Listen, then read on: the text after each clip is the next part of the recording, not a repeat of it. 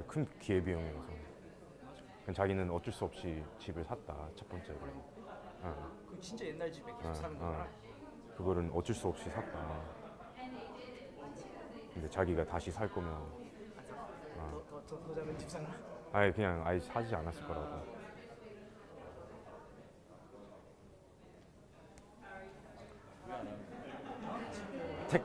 테크니컬 이슈. 테크니컬 이해는 행사하면 항상 테크니컬 이슈 항상 있지. 또 뭐 있지?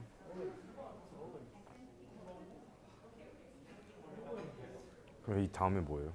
저 다음에? 파이어사이드 챗. 아,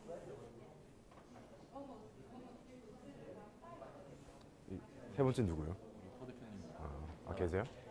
이제 좀 이따 볼까? 한 4시? 4시 반? 올해.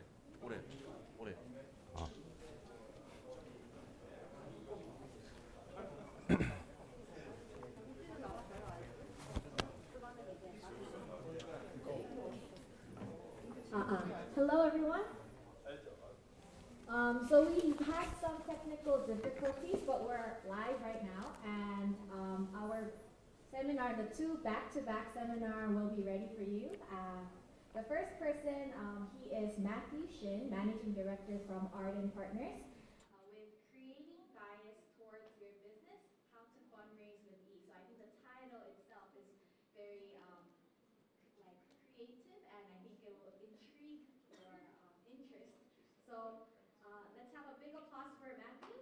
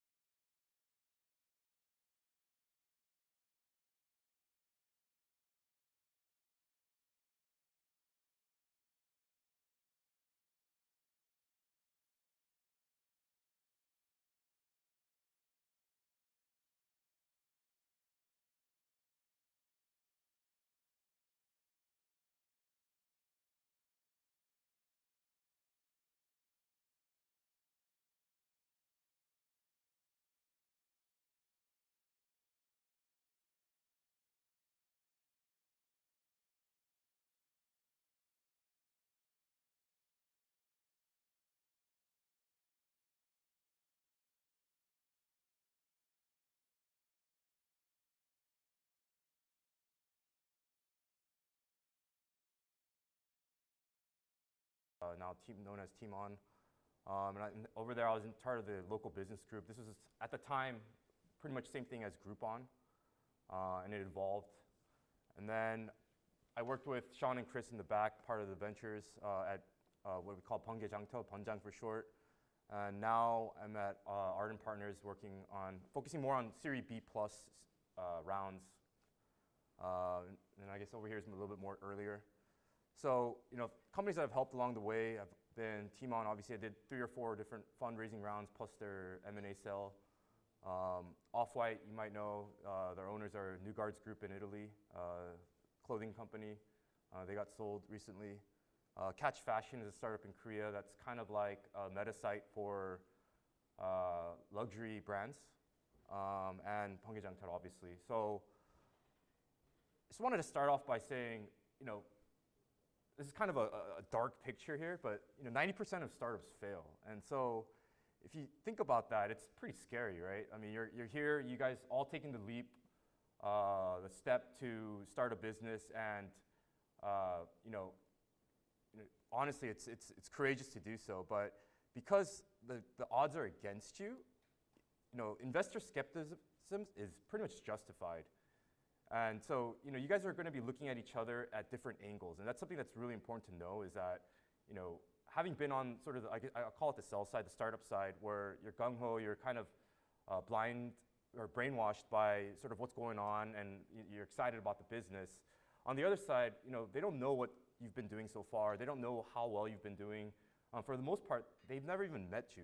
or have heard of your businesses at an early seed stage. So they're going to come with you with a bit of a skeptical eye, but at the same time, they're going to be rooting for you to do well, because the growth of this ecosystem is the growth of their business as well. So I think that it's all there. But again, like I mentioned, this is a famous caricature that a cartoon that I love, which we have two different perspectives, but it's the same number, right? Is it a 9 or is it a 6?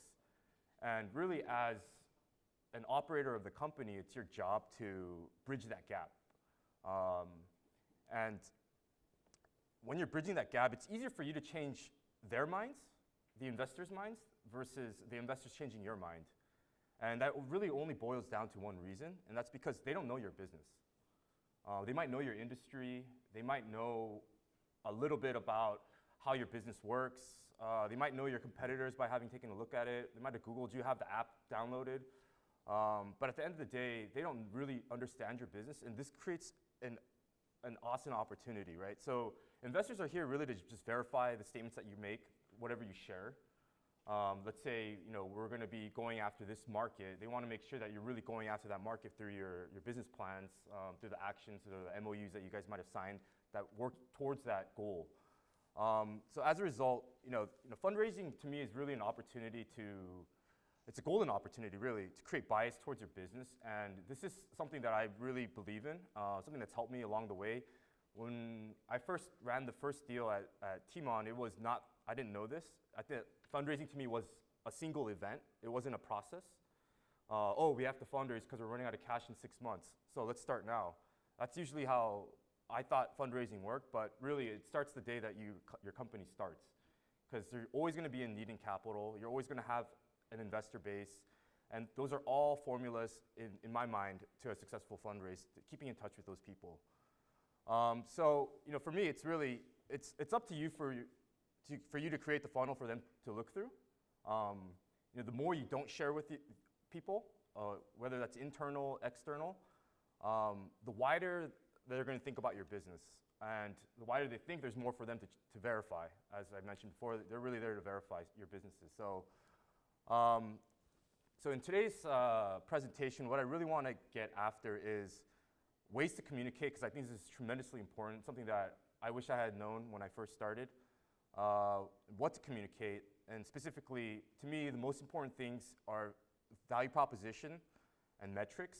And I kind of divide metrics as in superficial versus relevant metrics.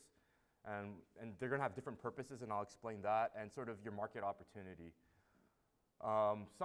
Everyone's from different countries, and I think some are from Korea as well. But in the case of Korea, having grown up and gone to a school where you see startups being built like every 2 seconds, you're dealing with a large market in the US.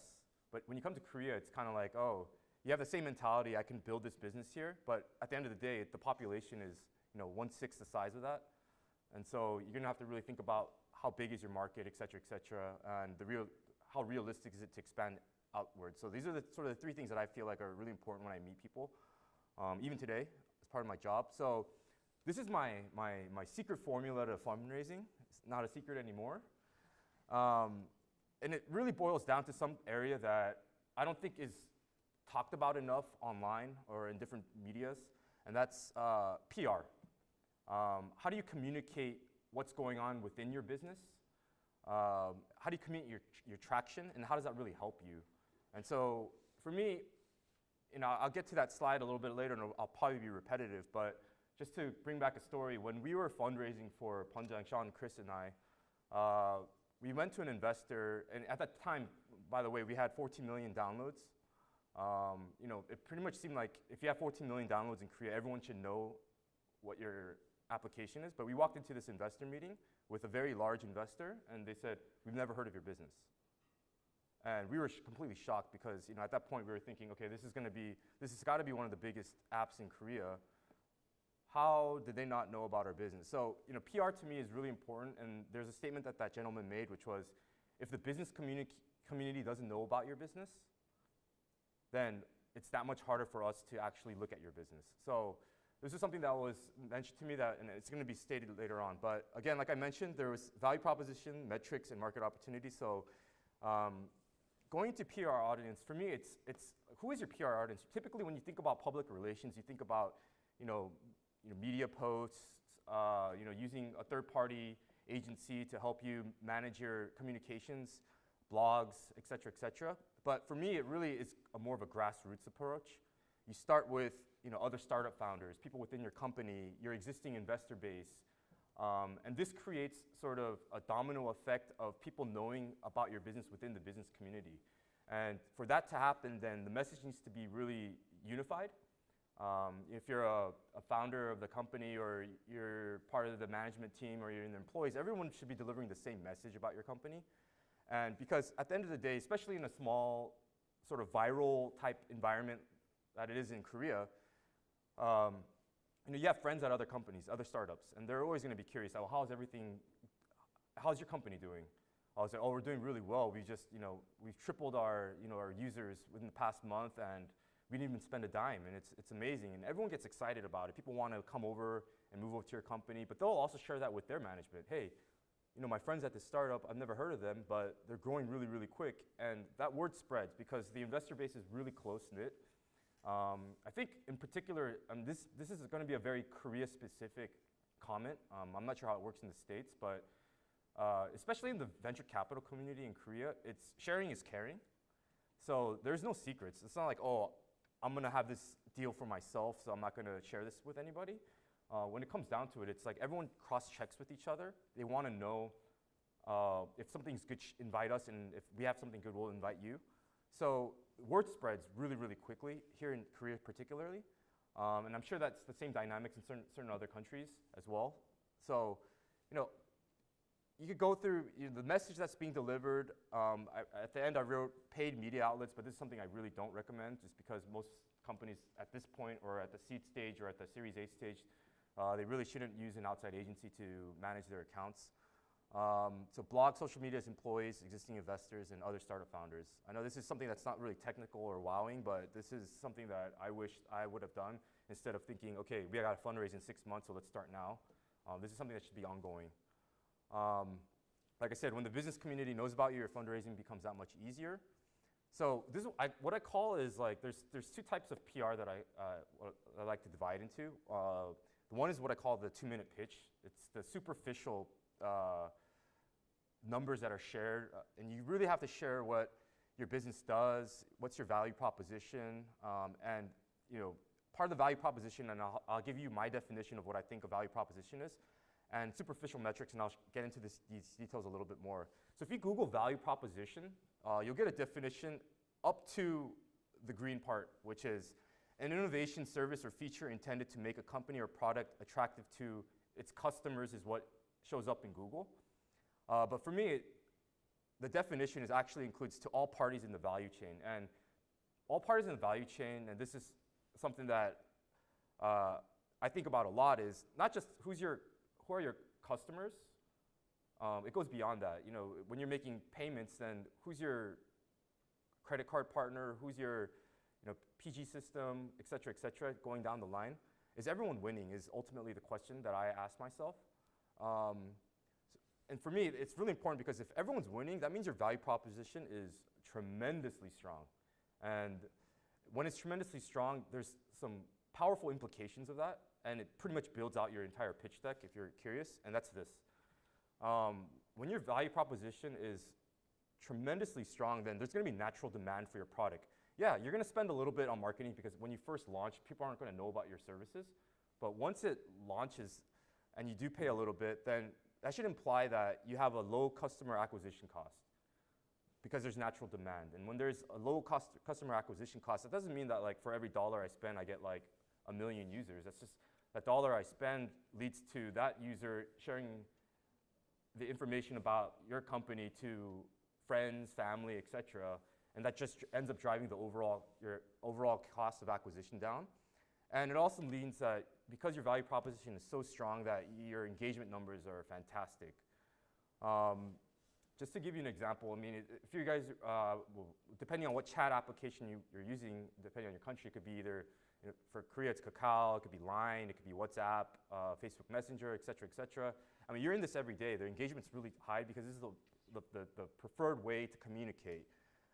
And when you're in that position, it naturally implies that your revenue model is very strong. And so, for me, when I look at businesses and when I look at companies to join or companies to help, I really just start off with, is your value proposition really there? But I think this is one slide or one aspect of the pitch deck that's really overlooked, and it's something that I wanted to focus on.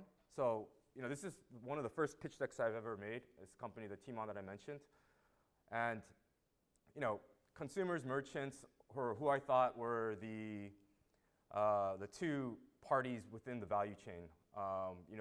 Timon, like I mentioned, it's kind of, just think of it currently as like the Amazon type business. For customers, you get a lot of different selection, different merchants. You have reviews, ratings to be able to, add a little layer of trust to your purchases.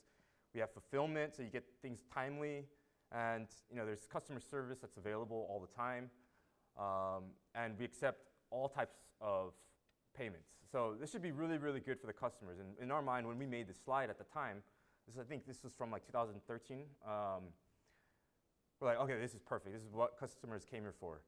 And then on the merchant side, it's, hey, how do you reach a broad base? At this time, we had maybe 10 million MAU in Korea, and this is a cheap way for merchants to be able to reach 10 million people online. Attract new customers, be able to market their business a little bit more. We're managing it so that whatever pictures they share, we actually make them look better, so that's more attractive for them, and we're doing the fulfillment for them. So this is all true, but it's only true if Timon was a monopoly. But the Korean landscape in this sector, unlike other countries in China, in the U.S., et cetera, usually you have one dominant player. Like in China, you have Alibaba. In the States, you have Amazon. But in Korea, this isn't even all of it. This is just 4 competitors of like maybe 7 that are all equal in size. At the time, definitely equal in size, et cetera, et cetera. So, looking back, I thought about my value proposition, and you could just replace the logos, and it applies. Like, is it valuable then? Like, at the end of the day, it's not. And, but when you're working at a company, sometimes it's really hard. You get tunnel visioned on thinking about your own business. You don't really think about everything outside. And so, looking back, it's really funny because I'm like, okay, well, yeah, this is really powerful. This is what makes us unique. And the questions that we got all the time was like, well, isn't that what makes Coupang unique? Isn't that what makes Gmarket unique? Isn't that what makes, well, at the time there was no SSG.com, but like 11th Street very unique, et cetera, et cetera. So, our answers was, oh yeah, but our philosophy is different. It's something we just had to make something on the spot. It didn't make any sense at the time. And so then we would try to corner the argument into a completely philosophical argument so that it couldn't go back to this topic, right? So, for example, like Coupang, they own all their fulfillment and logistics at that time, and we outsourced everything. And so our argument was, oh, outsourcing is far better. It's more cost effective. We threw out terms that investors would like. Oh, we're saving money for everybody, et cetera, et cetera.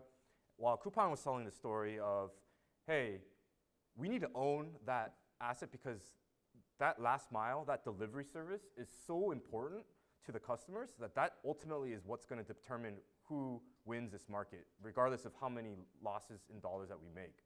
And so, we're like, okay, yeah, if funding was forever, maybe that's true, but that's not the case. So investors loved us, right? We're like the first in the scene. We're using existing logistical service centers, et cetera, et cetera. They weren't our assets. We weren't spending money to do that. And so, at the end of the day, if it was that strong, so if I'm looking back, and this is sort of what I call the value proposition framework, I'd first like to start off by saying, like, who are all the parties involved? And for us, it's the company, there's buyers and sellers, but it doesn't end there. You have payment companies, you have logistic companies, you have like customer service, which we outsourced as well. And are each of these players winning or not? That's sort of the question that you have to keep asking yourself over and over, because this is a tremendously important concept to me. Do they all benefit? And to be honest, if you think about it, the biggest winner here was buyers. Because there was so much competition, it became a competition not on the fundamentals of the business, but on price and service. And so, if it was fundamental if it was a battle of the fundamentals, it would be pretty much on the product. Who has better products, who has better assortment, et cetera, et cetera. But it became price at the end of the day. So buyers get better prices as a result, so they win. Sellers, they have to sell it cheaper because there's competition, so they're losing. Payment companies are loving it because regardless, they're getting a lot of transaction volume. Logistical companies are getting more and more deliveries, and they're becoming more and more important in this customer service era. Our customer service outsourcing companies adding more and hiring more, and they're charging us more, so that was a big win for them. But at the end of the day, the biggest loser was actually the platform itself because we were helping a lot of these sellers fund their discounts. And so with this in mind, even with, I'm not sure how familiar you are with the e-commerce scene in Korea, but Coupang is, without a doubt in consumers' mind, the #1 e-commerce company in Korea. And so even though they charge more, they're winning. And so that's what, and you can measure that. And that's what's a key point that I'm trying to make is that your value proposition is measurable. It's not just something that you throw out there and say, oh, hey, our customers are winning, our merchants are winning, everyone is winning. But at the end of the day, Coupang charged more than we did for the same merchants. But they were doing better sales. And so from a merchant's perspective, they're probably rooting for us because they can make more money. But more and more, Coupang was winning. And but it's the leader. So your value proposition, really, it reflects, it's measurable. So that means if we were to redo this pitch, what we showed like in 2013 wasn't the right value proposition, because if that was correct, then this wouldn't show up. Them charging 33% more than us, but leading, that picture wouldn't show up. So this is something that I like to focus on over and over again. So, and something else that like I said, I mentioned that we're all tunnel visioned when we're working at a company. Like we're the best, we're exciting, no one's better than us. So, but just bear in mind that your value proposition is always relative. Relative to your competition, relative to the environment, relative to regulation, et cetera, et cetera. So this is a point that I like to stress over and over again. The extreme opposite of that is a company that I recently took a look at, and they'll probably get mad if I share this, but I'll do it anyways because it's such a great example. There's a company in Korea called iImport.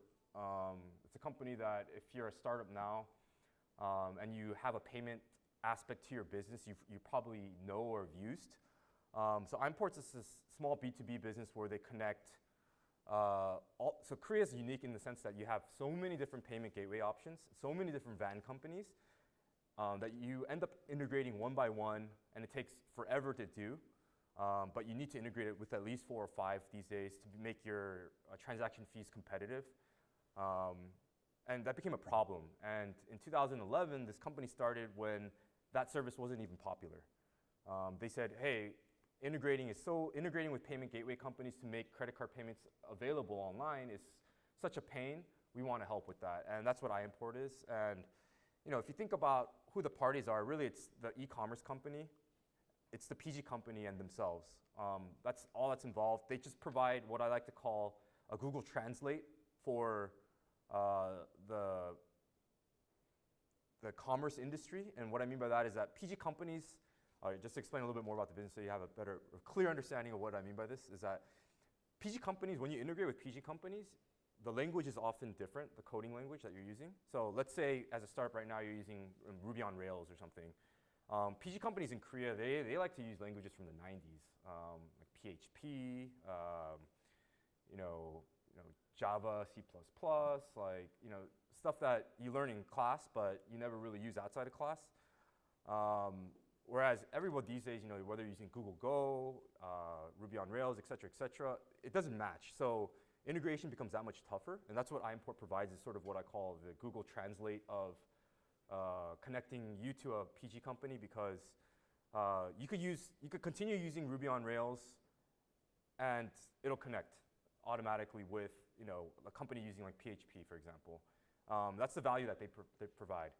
So if you think about what the parties are, again, like I said, it's the PG company, the commerce company, and then there's iImport. And do they all benefit is really, going back to the framework, is the PG company, yes.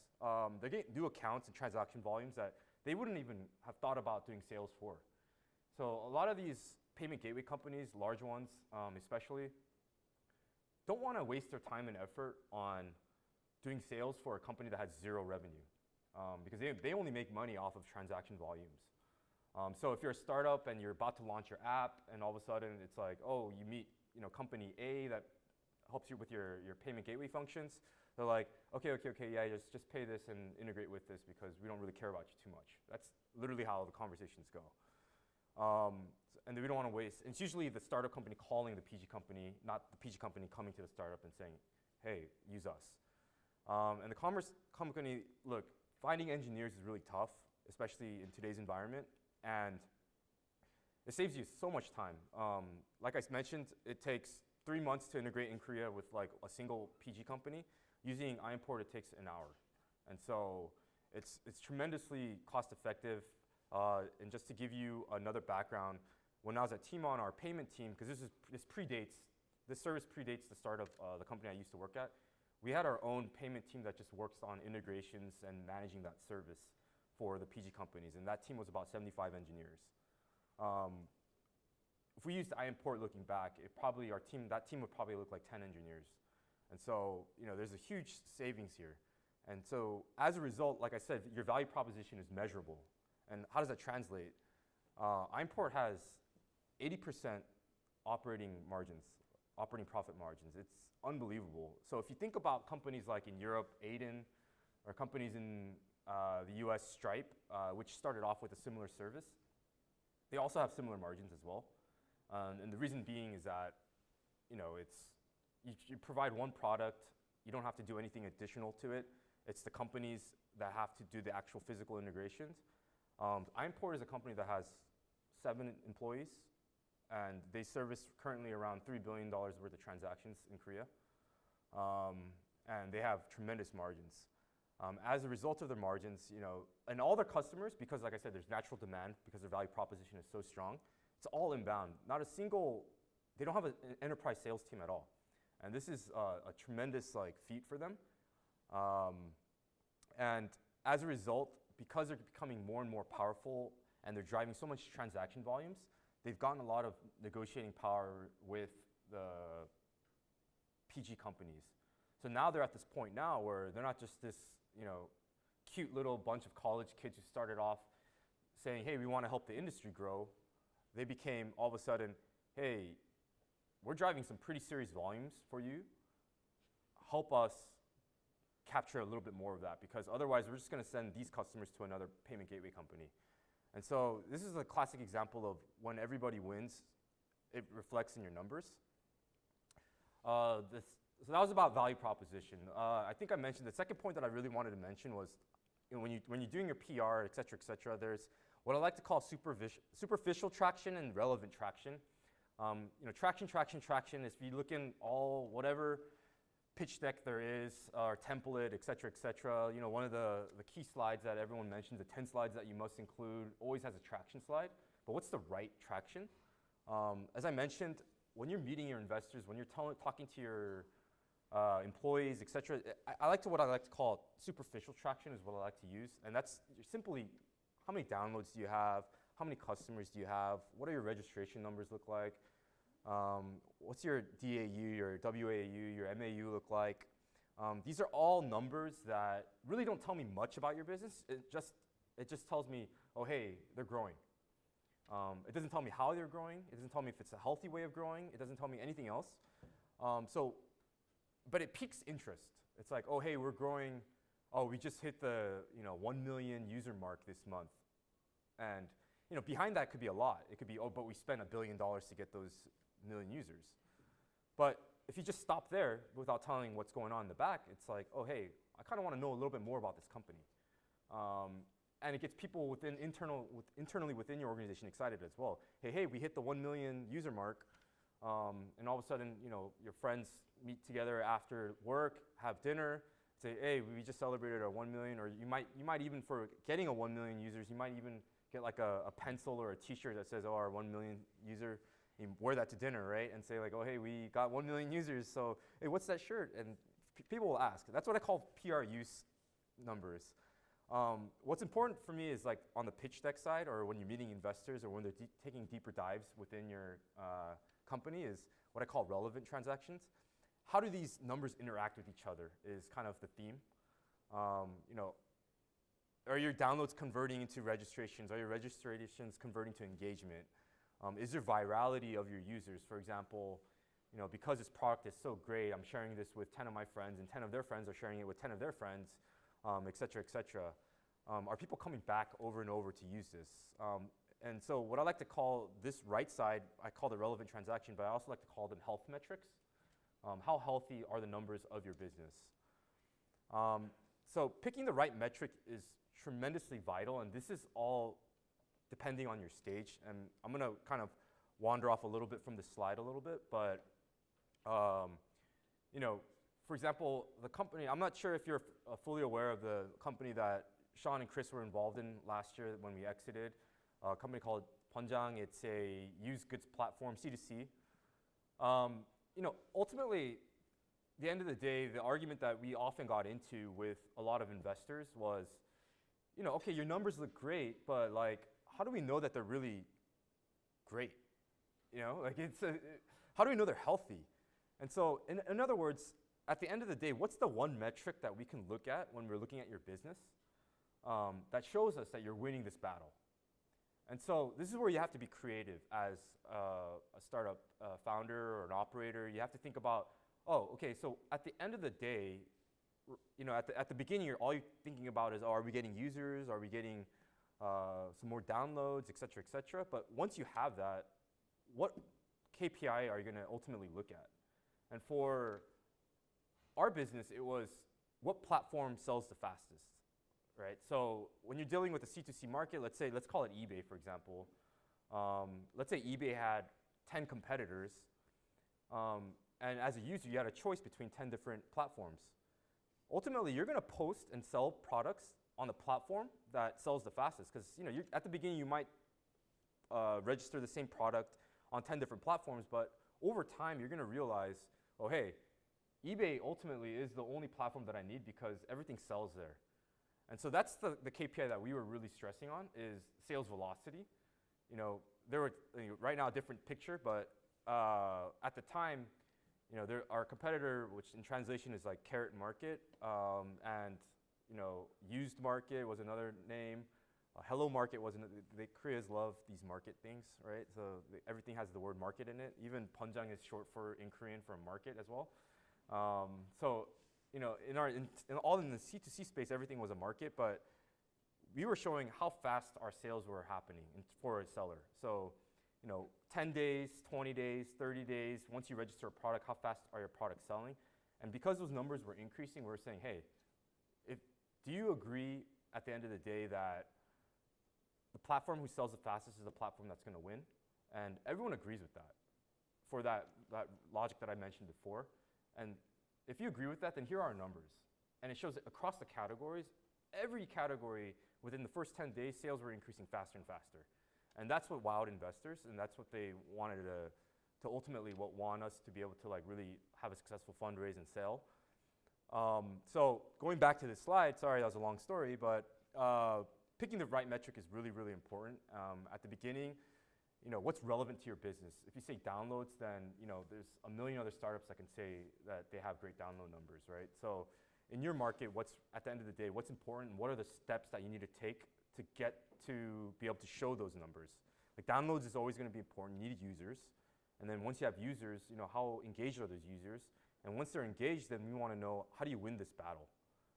So it's, you know, depending on the stage of your business, whether you're in seed, A, B, C+, your metrics will be different and what I consider relevant. So again, at the end of the day, it's what I call health metrics. It has to grow in a healthy way.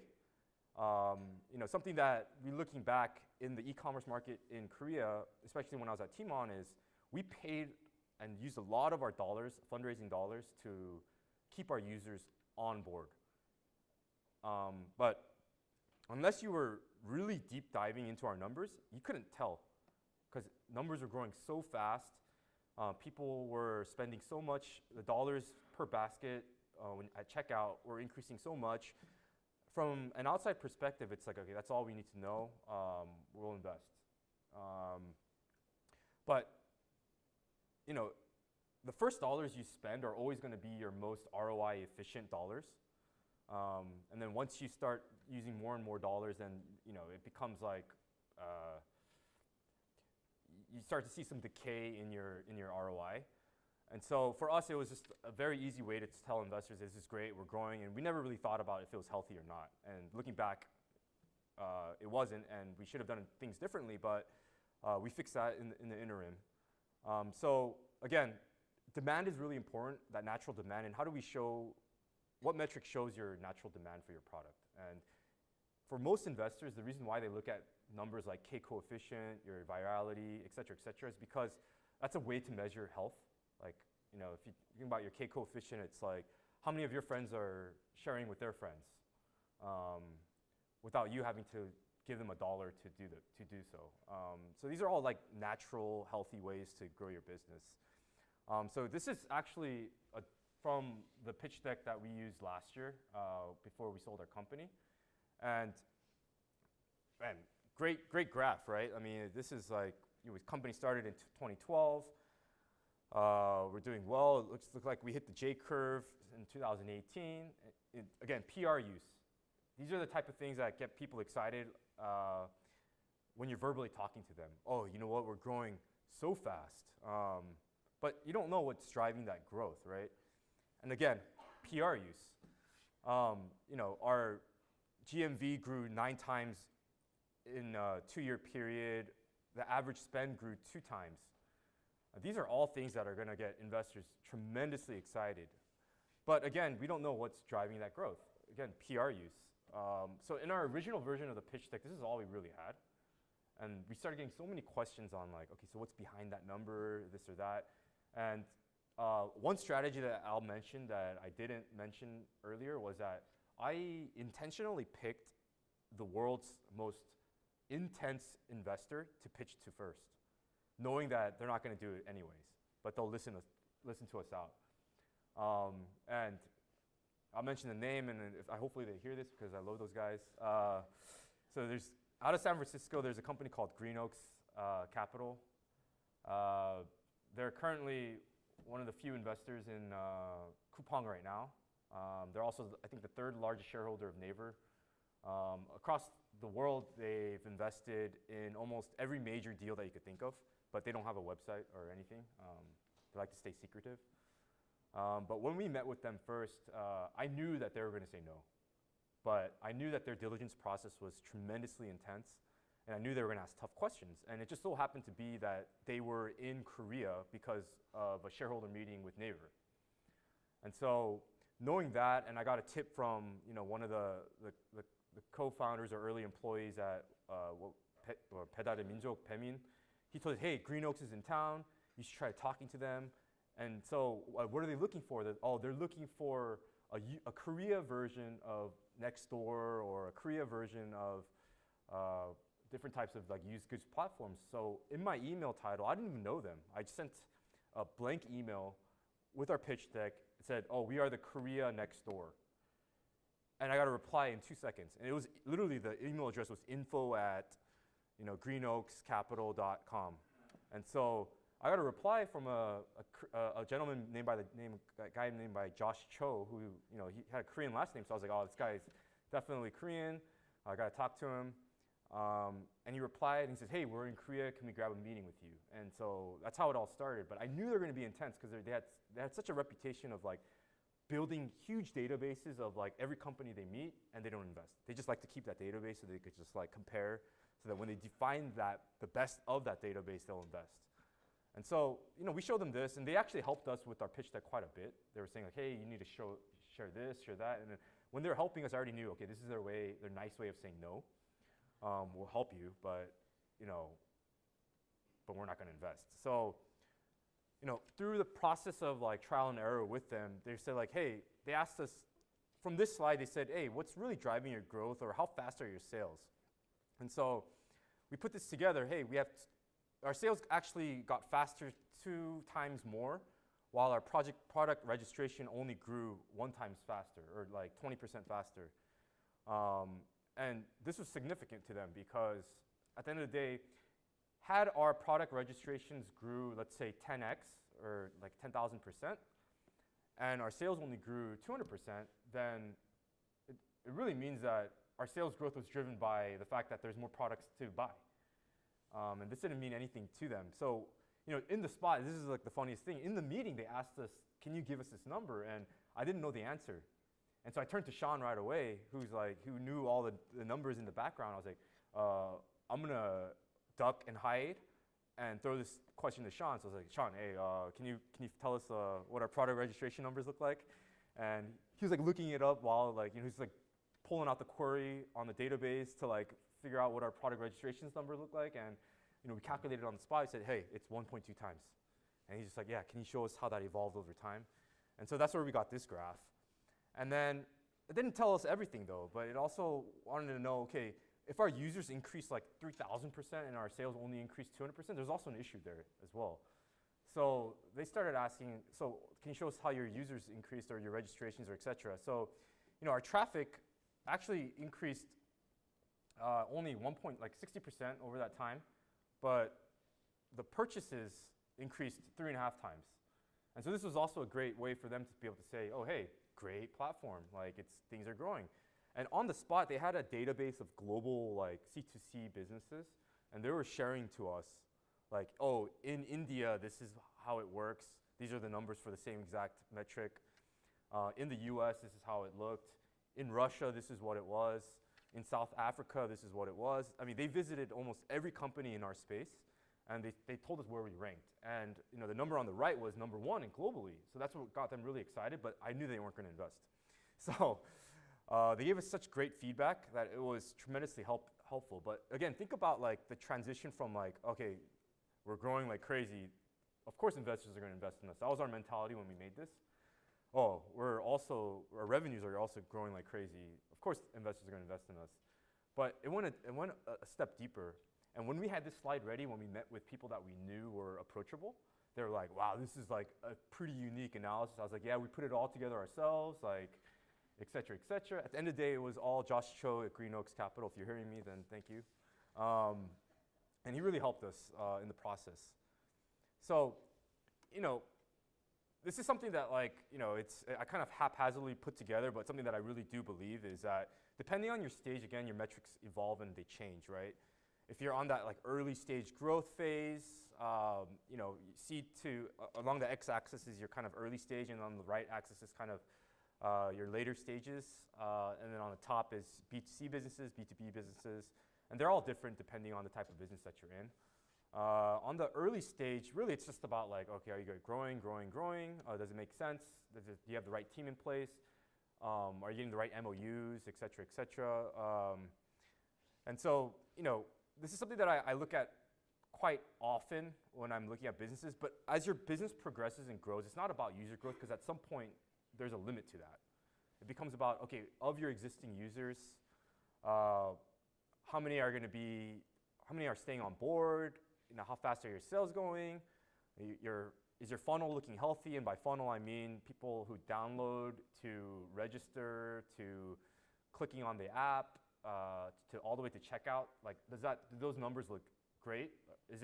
There could be a problem that people download your app, but they never register, et cetera, et cetera. So, does your funnel look good? And how is your source of traffic evolving? And I want to make a point about this because this is what I thought was pretty interesting in an analysis that was done. There's no secrets. You get your competitors' pitch decks along the way. And one of the pitch decks that I got was Coupang's, when they were successfully raising $1 billion after $1 billion, and we didn't know what the secret was, but they were showing only one number, and that was their source of traffic evolution. In a company like Coupang, they were saying that people start their journey with Coupang and end their journey with Coupang. None of their traffic was coming, or not none, but at the time it was 40% of their traffic was derived from users opening their app and ending their app and not going to other apps, or having come from Google search or Naver search or et cetera, et cetera. Whereas everyone else looked like 10%, 15%. And this is the one metric they were pushing over and over, because at the end of the day, they were saying, hey, we have such a strong brand loyalty that people are just starting and ending their journeys with Coupang. And that's the end of the game. If we could get this to 100%, there are no competitors. Whereas the people coming through traffic sources like search engines, etc., that means these are people that are either price comparing, people who don't know where to buy, or people who really don't have platform loyalty. So at the end of the day, as Coupang was growing and growing, they were just raising $1 billion after $1 billion after $1 billion. They were saying, look at how our numbers grow over time. Just similar to us, it was look at how fast our sales are increasing over time, our sales velocities for our sellers. For them, it was people are more and more engaged on and loyal to Coupang. And on the B2B side, and this is a business area that I personally love because B2B businesses, they're harder to enter, but once you do enter, they're a lot more attractive and a lot more steady. Is the same thing. It's like, how's your customer growing? But people want to know, it's easy to get onboard merchants or onboard customers on the B2B side if you have a strong enough value proposition, have a strong enough team or the right relationships. But people end up using it and they're like, oh, hey, yeah, we're not going to use it after this free 3-month trial. Now, a close friend of mine runs an internal business. Think of it as Slack, a Korean version of Slack or Asian version because they also have Japan and Taiwan, et cetera, et cetera. I'm not going to mention the name of the company because I probably won't say anything positive right now, but they are going head to head with companies like Slack, internal communication tools, et cetera, trying to replace email as a way to communicate. And their growth was tremendous. But at the end of the day, they were giving like 12-month free trial. I mean, of course you're going to use it. It doesn't cost you anything. And if it works, then their idea was, okay, after 12 months, we'll just sign them on, charging them, per user, whatever, $10 or whatever at their organization. But their churn was tremendously high after that. But during that 12-month period, when you're showing investors, it's like, oh, wow, if all these guys convert, this is a tremendous business. While all the while, people were still using Slack and this at the same time, right? So end of the 12 months, it ended, and they're still doing well right now. But they've shifted their customer focus, right? It used to be we're going to go after that same Slack, that startup, that tech company market. Now they're focused on organizations that don't actually have, I guess you could say, like tech capabilities. It's just more internal for like your traditional industrial companies, et cetera, et cetera. And they're doing well in that space. So just in case he hears this and figures it out, I got to throw in a compliment. So that was that. So I mentioned this again. I mentioned this, so I'll skip over this slide. So to summarize so far, it's, again, for me, it really starts with the value proposition, assuming that you probably already know how to explain what your business does. And those value propositions should lead to pretty much strong growth metrics. And again, when I say metrics, I mean in a healthy and natural way, not we spend $1 billion and get $1 billion in revenue. And this should serve the basis for your pitch deck.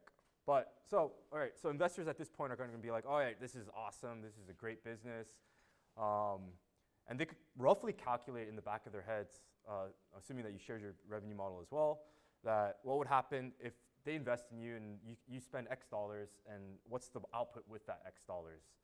But in order to do that, they have to understand how big your opportunity is. And this is a common mistake that I see quite often is, how much more room does your business have to grow? You could be a monopoly in a certain market. Like let's say, this is a weird example, but this is an example that my friend loves to use, and I don't know why, but I use it the same way. But let's say there's a toilet where it's a hands-free toilet, right? There's a value to that, right? Like I don't need to use toilet paper, et cetera, et cetera. My hands don't get dirty. He actually built that in college. He was a mechanical engineer at Stanford, and he built a hands-free toilet. And he's like, oh, this is great. This is going to solve so many problems. It's going to be in every home in America. But really, at the end of the day, no one really wants to pay $10,000 for a toilet. And so, he got a couple sales, which was interesting. And end of the day, he was really trying to go after the hotel segment, so he could just unload 10,000 units at once. It never worked. And because at the end of the day, his market wasn't there. And so you might have a great business, a great value proposition, et cetera, but you have to know, what's the ceiling for your business. And so the common mistake that I see in a lot of pitch decks, et cetera, when I talk to people is, oh, our market, or the retail market across the world is like, whatever $1 trillion, and it's just like, okay, that's great. Or the financial sector globally is like whatever $1 trillion. Like there's an issue there, right? Like that's your total addressable market, the TAM. But that's not your market size, right? And so that's something I really wanted to stress because this is a mistake that I made over and over. Oh, in Korea, the online retail market, or the entire retail market was $300 billion. And we're like, oh, it's a $300 billion business. And at the time, online penetration was pretty low. So combined, it was a $20 billion online business. Right now, it's $120 billion, but it's a $20 billion, but it's growing at like 50%. But people in their minds are thinking, okay, it's 20 billion, so oh yeah, our potential is 20 billion. But we're only making 10% off of that 20 billion, right? If we happen to get 100% of the market. So that's $2 billion. That means like the top of our business. But I kept on pitching, oh, it's a $300 billion market. It's going to be huge. Like this is like, but the funny, this is a side story, but I had to share it. So the chairman of, or the founder of a very, very, very large Chinese manufacturing company, Foxconn, came to Korea because they're building a factory in Korea. So they're here to meet with Samsung to build a factory together. And this is during our pitch time, right? And we're trying to raise like a couple $100 million. And the founder came, and he and the son came, and we pitched our business. We're like, oh, $300 billion retail market, and they're like, oh, that's our revenue. Like, we pass because it's so small, right? It's like our annual revenue is $300 billion. Why are you like pitching a business that we could, it's just too small. That's like the interest in our bank account would like be larger than your business. And so, again, like market size is really important. Again, it's all relative. So, but if you're raising a round where it's like, oh yeah, we're gonna raise a $50 million round because this is gonna be a $100 million market opportunity, then something's wrong, right? It's like, so we're funding half the market opportunity, right? So this is something really important. And you've probably seen something like this a lot. If you Google, TAM, SAM, SOM, you're gonna see this a lot, but I just wanted to like hit this over and over. Like TAM's really just, how big is the largest possible market? If you sum all the transactions or whatever that's happening in that space, like for example, and this could be a dollar figure, it could be a unit figure, whatever it is. For example, let's say I'm, Tesla, for example. For me, the TAM is the entire automobile market, whether they're electric vehicles or not. And how many units is that globally, annually? And then you go into your serviceable addressable market, what proportion of that market applies to you. We're in the electric vehicle market. And there's also conversion of, every year, 10% of, fossil fuel driven automobiles are converting to electric vehicles, et cetera, so it reduces the number. And what proportion of the market really can we reach? For example, is Tesla available in Czechoslovakia? I don't know. So you got to exclude that, right? So, that's really drills down. So at the end of the day, looking at like the big picture, like the TAM is really important to start, but this is kind of like a typical interview question that you get if you're applying for McKinsey or Bain or BCG, where they'll say, oh, can you get down to, how big is your market size? And a lot of times they'll kind of ask you that question, and you come with some bottoms-up analysis where you say, oh, well, based on the information you gave me, there's 2,000 users or 2,000 automobile buyers right now, and that market's growing this, multiplied by that, and it gets to our market. So that's typical. It's the same exercise, but you're going top down or bottoms up. It doesn't really matter. And very famous example, Airbnb's pitch deck, where they say, this is I don't know if you know the Airbnb story. So I actually had a chance to get to know the founders like pretty well, and it's a funny story where they first started off, and I think you could probably find this interview online somewhere, where they asked him, how big is your opportunity when he first pitched Airbnb? And he says, oh, our market size is $30 million. And everyone just laughed.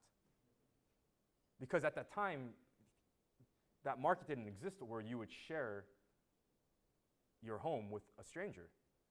And so the only thing that was available at the time was, I forgot what the business name was, but it was I think it was like couchsurfers.com or something like that, where like, you kind of bum a sofa off of somebody, and that was the market size, right? And that was like $30 million. And so they're like, yeah, our market opportunity is $30 million, and no one's gonna get excited about that. Like, oh, so if you get 100% of it, it's 30 million, and then you're charging like 10, 15%. Oh yeah, so we're looking at a $3 million business, and you're asking me for 500,000. And so, they went back and they said, hey, you're creating this market, so your market sizing, it doesn't quite apply. So they changed the slides going forward and said, oh, hey, worldwide, this is how many trips are being booked. And then from there, it becomes like, we really operate in that budget online trip because, this was like a sort of a cheaper way to rent and live a home at the time. So our competitors are really the budget and online trips. That's your like serviceable, addressable market. And then so far, at this point, they had like, oh yeah, and we've done 10 million bookings so far. So, this really gives an investor a great idea of where it's going.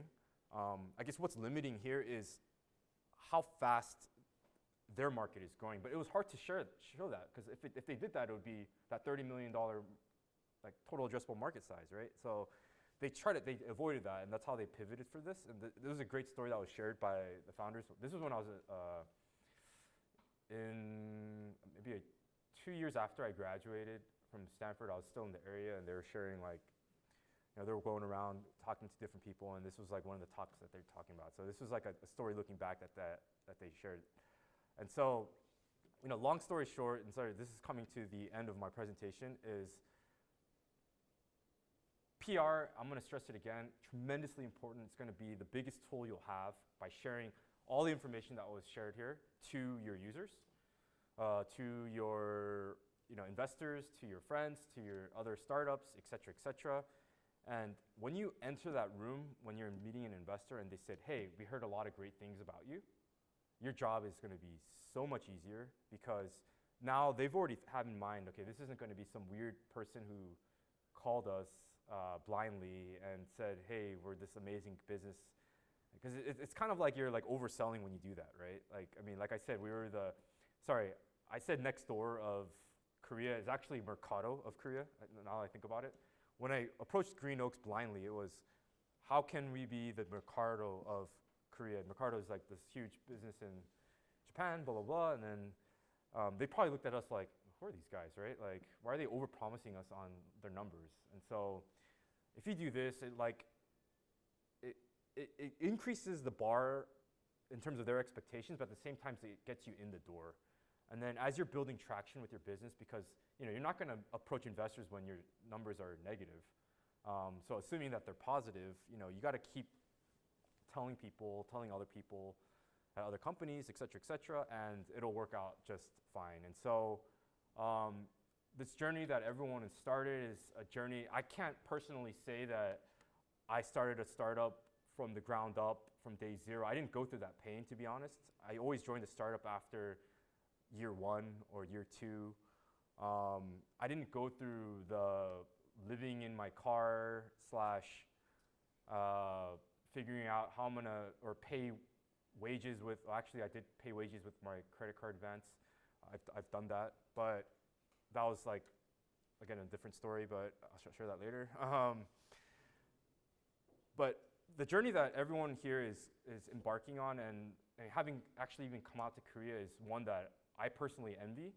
It's something that I don't think I'll be able to ever do. It's not in my DNA. If you talk to Sean and Chris, they'll say, oh, Matt's not a founder. They'll say it over and over again. And it's true. I don't have that DNA in me. Like, what I'm good at is figuring out, like, is this business great or not? And that's why I moved over to the investment side. Like, every company that I joined was because I felt that it was a good company based off of my own personal diligence. and I would join. So it's kind of like I'm investing by joining that company. And so I thought, I took that philosophy and moved out. But this journey that everyone's embarking on is one that I'm tremendously envious of, one that if I knew better back when I was in college, I should have known better because my school was like pretty much entrepreneurial focused, but it's one that I would have taken. Right now, it's like one that if I look back, oh man, I wish I would have done that because I don't have the energy or the longevity in my health to be able to like go through that grind again. So, you know, congratulations on starting this, coming to Korea. My journey in Korea started, 9-10 years ago, and I really, really do hope and wish that your stay here and your journeys going forward are ones that will be fulfilling, and it'll have your ups and downs. But at the end of the day, this is something that Sean and Chris and I always say is that if you persevere and stick to one particular business, whether it works out or not, you become an expert, and that should be your fallback. Expertise is something that you can't replace. So thank you. I'll take questions.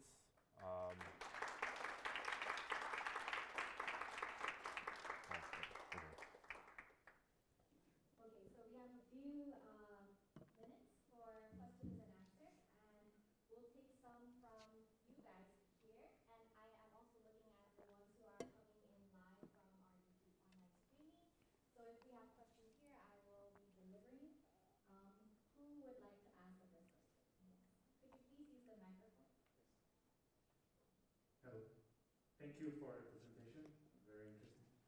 Can you go back to the slide where you broke down the speed? Yes. Oh, this one. Yes. Yeah.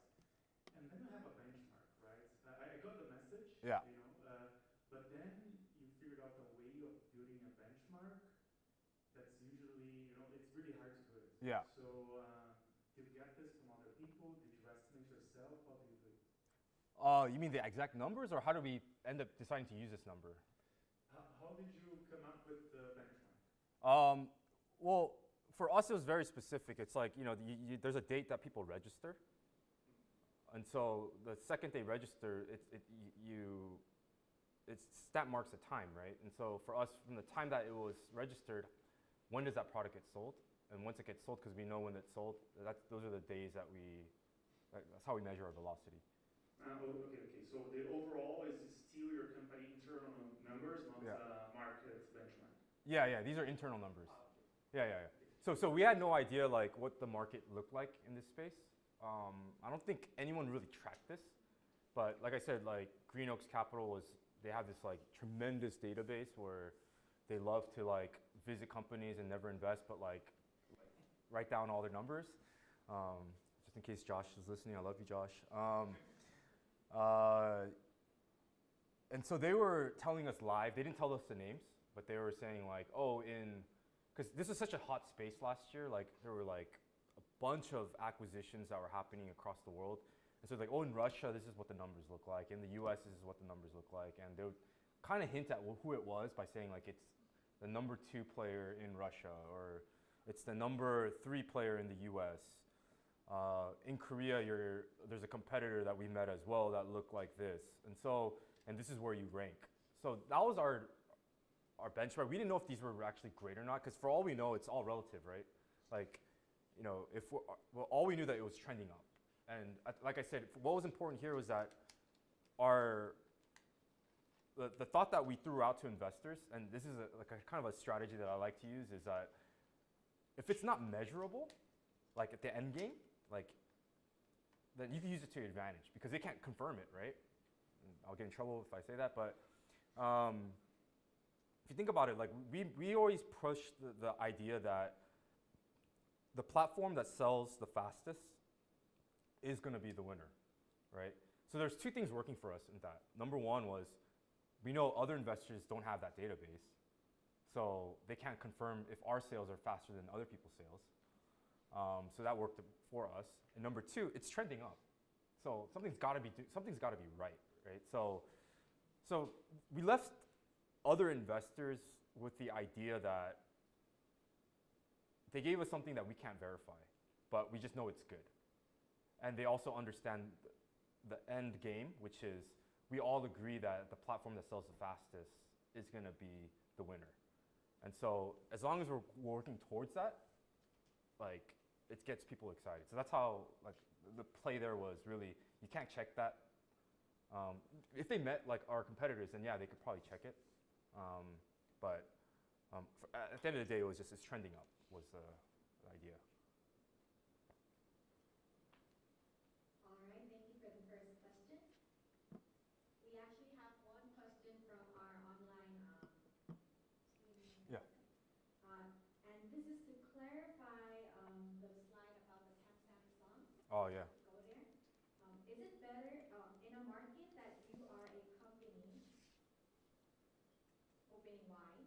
Is it better to find non-financial measures of timestamp sum and investors will respond positively to that?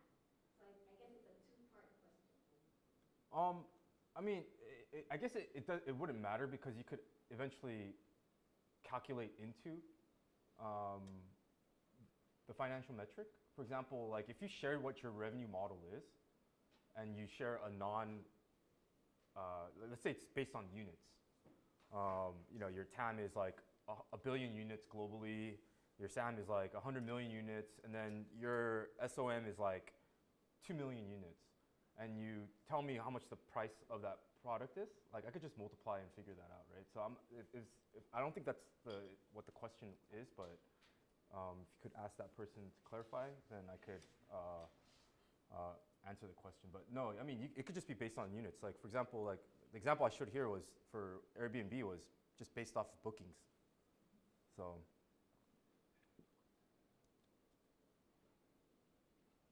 Is that the? Right, so if that answered your question, if not, please feel free to continue putting your comments and I can ask Matthew. Yeah. Another question from Azila, she asked, if as a platform your revenue model comes from several complementary things like financing, sales, subscription, what timestamp sum should you showcase? Oh, that's tough. Like so, for example, personally, and this is like something I actually talked to my mentee about as well, Pascal over there, is when you have a lot of different streams of revenue at the start of your business, it's tremendously confusing to at least someone like me, where I'm thinking, okay, so what's your main product? And how are you making money off of that product? But when you have like 3 or 4 different revenue streams coming off of different, if it's the same product, maybe a different story, but likely it's probably coming from different products, then it gets really confusing for me because it just seems like you end up being that merchant who's at some fair. And you know that typical question, if you're at a fair, would you sell one product versus would you sell like 100 products? And there's different answers. People will say, oh, I want to sell 100 different products because I'm not sure which one will sell. Or you could say, oh, I'm just going to sell this one product and have the same revenue. So it's tough. Like, so I think the thing I would go back to for that question is, you know, I would probably primarily show what the main revenue is, because not everyone's going to be, if they have 3 streams of revenue, it's not going to be 33%, 33%, 33%. It'll probably be like 60% from one, and then maybe 20, 20, or 80% from one, 10, 10. If it is equally, so there is this thing that, so I love reading Reid Hoffman's blogs. His blogs are like amazing. And he says the same thing, like, you know, if you have 3 different, or if you have more than 1 stream of revenue at the start of your journey, then you better have the infrastructure to be able to support that. Meaning, so let's say your team is like 10 people, and you have like 3 different products, 3 different revenue streams, then effectively you should be having 3 different companies at that point, and you should be focusing on one area. So in that sense, like I didn't answer the question properly. I know that. This is my like Donald Trump way of answering this question. But end of the day, it's I would focus on just that one segment that they feel is the main driver, and everything else just becomes sugar on top. Yes. Okay. I think that was an adequate answer. I don't think there's a perfect key to so complicated like factors playing here. Right. Okay. information. So his startup, they are in prosthetics. Okay. And in a developing country. So no, totally untapped, no financial measure of market potential. So should he put the number of people who could possibly use the product? Yeah. Yeah. I mean, if you're the market creator, you got to give some sense of, again, this goes back to that whole Airbnb situation where they were creating a market. Like Uber is the same way, right? Like, how many people you could benchmark against like the taxi market or stuff like that, but they were effectively creating a market. And so if that's the case, yeah, you got to ingrain into the minds of others what your potential market looks like. And so, and on the way, this is like, your journey is going to be a lot more bolder in that sense, because people are going to be like, oh, that product doesn't exist in this country, or that service isn't used in this country. But to say that because, again, it goes back to your value proposition, but because our product is so good, these people can use our product is going to be very helpful to someone listening for the first time. Because again, like going back, it's like, I think I mentioned this before, is that investors don't really understand your market or your businesses as well as you do. They'll know it on a very superficial level. So the more that you can educate them on the industry, the background, et cetera, the better their minds work in trying to figuring out like, okay, what's key here, what's not, et cetera. Are you moving in the right direction? Is your revenue so one thing I didn't mention is, because I assumed that I should have probably mentioned it, is that like if you have a revenue model that is not aligned with sort of your value proposition, like for example, I mentioned that are all parties in your value chain winning. So let's say there's one particular party that really finds your product valuable, then you could probably charge that person a lot of money because they find it that much more valuable. But if you have so let's say like, an industry that, this is a weird example, but it's just one that just comes up in my head. It's like, let's say, you're some loan shark and you need to collect debt, right? Guy doesn't get his money back, so they hire an agency to collect the debt. Now the agency is gonna make a lot of money, right?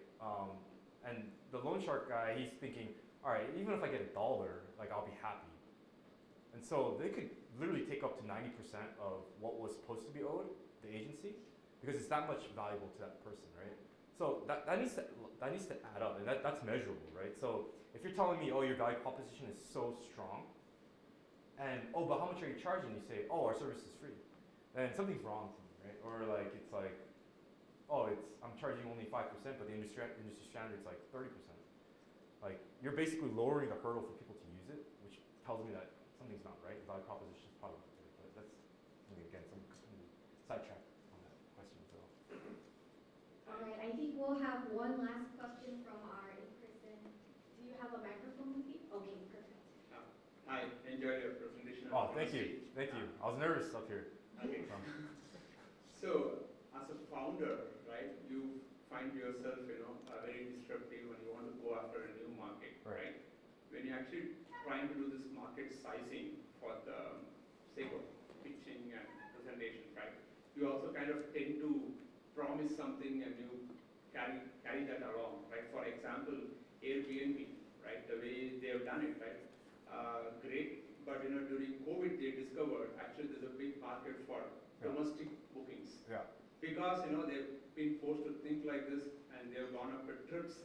Probably they've gone on to more cross-borders and cross-states bookings, right? They didn't go after the domestic bookings so far, which they discovered during COVID times. Do you think this kind of thinking actually puts a constraint back on the startups and the founders because we're forced to think and we have been, and then you have to carry back what we promised to the on the pitch deck? Well, yeah. If I understood your question right, and hopefully I did. If you think about COVID as it's kind of like a, depending on how long this goes for, but effectively it's a one-time event, and it's something that shouldn't really be calculated in your market sizing, right? I mean, that's effectively saying that the entire travel industry is no longer going to exist. Because right now, if you think about like the airline industry, the hotel industry, et cetera, tourism in general, it's down tremendously. If that's going to be sustained, then yeah, that's going to be your new market size, right? And it'll be detrimental to a lot of countries because countries like Thailand, countries like or states like Hawaii that are dependent, or their country's GDP is dependent on tourism. It's gonna like create some real financial mess. So I don't think I would probably include that. It's just a mention, right? It's an asterisk to your business. Oh, our 2020 revenues look like this because of COVID. And it's something that everyone can sympathize with, but it's going to bounce right back. It's kind of like the message you would deliver. And so I'm not sure if I answered your question or if I understood it and answered it properly, but. If you just add on to that question, does this kind of market sizing put constraints on the founders who think they're going after new markets, or when they're going to create a new market by themselves? Oh, when they're creating their own new market? So I think my answer would be the same. It's like, what does the non-COVID situation look like if you're creating that market? Okay. So what I meant is that Airbnb could have actually focused on more domestic bookings even before COVID, right? Yeah. I think this kind of thinking put them in a segment where they were looking at trips and trips-related bookings, right? Okay. So if they were thinking this as a market exists before, and because when in your comparison, the first pitch was the second pitch in Airbnb, right? Yeah. You're believing on more on including the bookings are bigger even in domestic, international, Yeah. doesn't have to be attached to trips, right? Yeah, yeah. They've been forced to do with trips. Will that put a strain on the startups? Does it put a strain on their startup? Like I guess my question back to you would be like, what type of strain are you talking about? So for example, in my case, right, so we are doing a blockchain-based, collaboration platform. Okay. Right? It's applicable for both B2B and B2C, Mm-hmm. right? But B2C doesn't have a good comparisons, good market, something which you cannot build on site. So we always put our pitch deck around B2B market. Okay. Because we have been talking more and more B2B, and we're expected to deliver more and more B2B side. Yeah. Right? I'm not able to spend time on the B2C side. Right. Because we are taking this kind of an approach, and it's very difficult to size something on the B2C side, which I believe is going to be an extremely new market, which is very difficult to put a comparison. Right. So this is, again, like I'm like a little confused about the question, but if I could, hopefully you could pick something out of this story. So I'm in process of investing in a company that has a B2B and a B2C business. And the B2B business really is what's easily relatable, easily capturable. And on the B2B side it's a payment company, but on the B2C side, the payment, what they're trying to build doesn't exist right now. And so, when they first shared their pitch deck with me and first met with me, it was all about the B2C because they were so excited about creating a new market. They're basically, effectively creating one single credit card that changes as you go, right? So it'll literally change. Like it'll be like we're used to seeing a card that's fixed, right? But it'll change depending on where you are. Is kind of the idea behind their B2C side.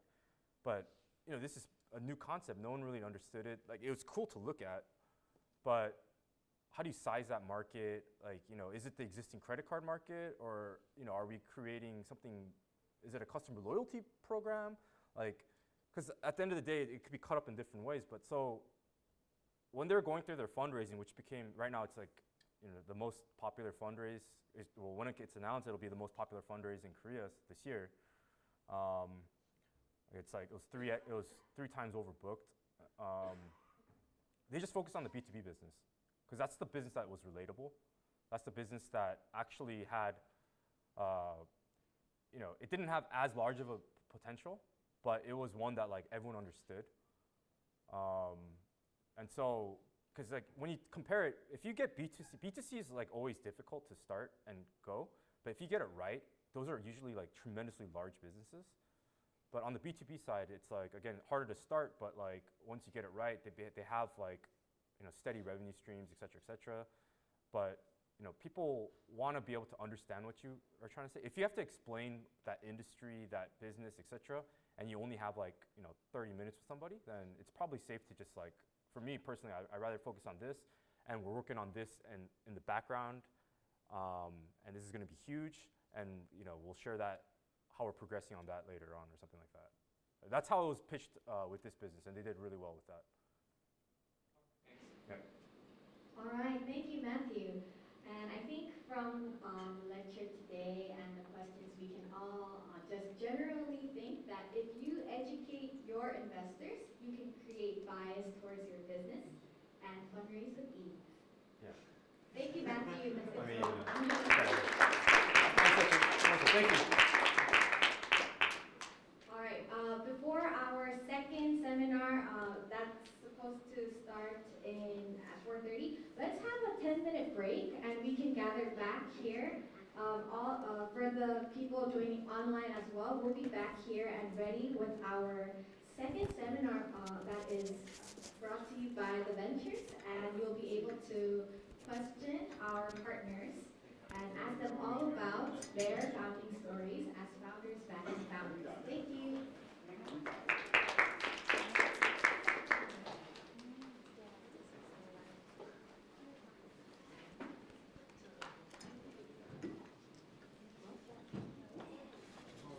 그냥 가운데 쪽에 좀 맞춰서 하는데요. 일곱 개. No, no. 센터만 주세요. 이거 뭐 꺼야 되나 지금? 이것도 써야지. 꺼야 되나? 안 꺼도 돼. 소리 들어가나? 안 꺼도 돼. 소리 들어가서.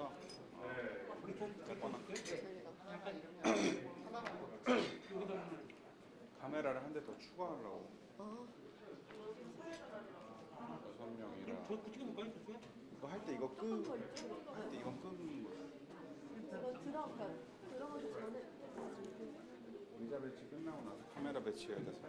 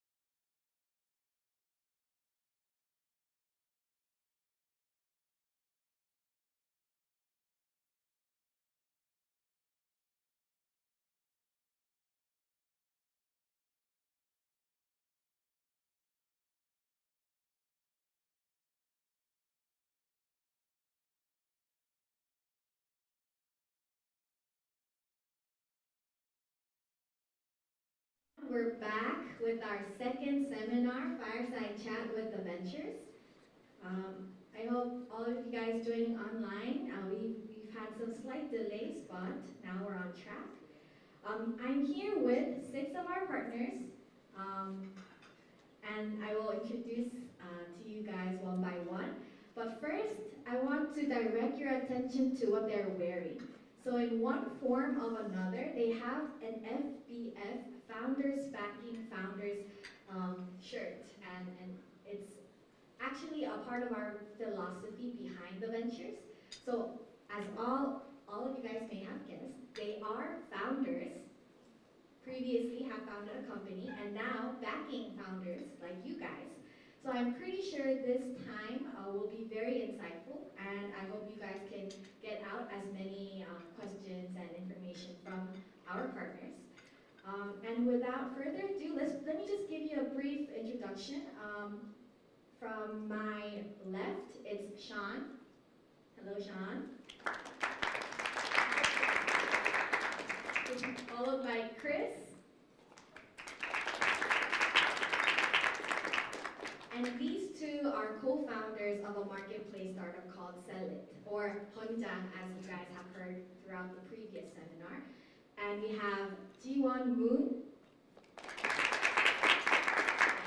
and Chang-sung Ho from TheVentures. They are our CEO of TheVentures, also founders who have founded Viki, a community-based platform translation startup. More to that when we question them. And followed by TK Tae-sung Kim. He is actually our TheVentures' first portfolio company. He founded a mobility-based startup called Parking Here, Parking Square. Their service name was Park Here. And without further ado, let's ask. I think it's all in terms of chronology. It would be good to ask TK, our first portfolio startup, so you're an entrepreneur. Oh, before the question starts, feel free to answer in English or Korean, whichever language you're comfortable with. And as I am speaking, we are our last partner. She just arrived. I want to also introduce you guys to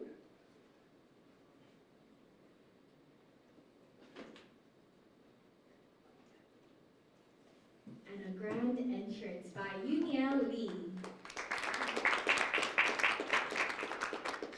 She was a founding member of Paprika Lab. It was the first social gaming startup in Korea, and now she's currently a partner here at TheVentures. So without further ado, now let's ask the first question to TK. So I guess because all of them have been through, all the stages of a startup, from the early stages to the growth stage to the exit stage, let's start with the early stages, before the product service is launched. So what was the most important thing you focused on before your service, before your product came out? Before they came out. Before, and we can go to what you focused on after. So first before. Before I deliver the answers, I want to thanks to all you guys, and I'm very proud of you. And also quite exciting, and I'm very nervous because it's my first time in speaking in English in public. So all the things all the things are on YouTube. It's my first time.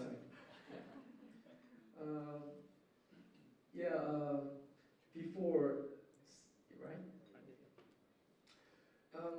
I guess all of you are understanding well, but the starting a business is very hard things, right?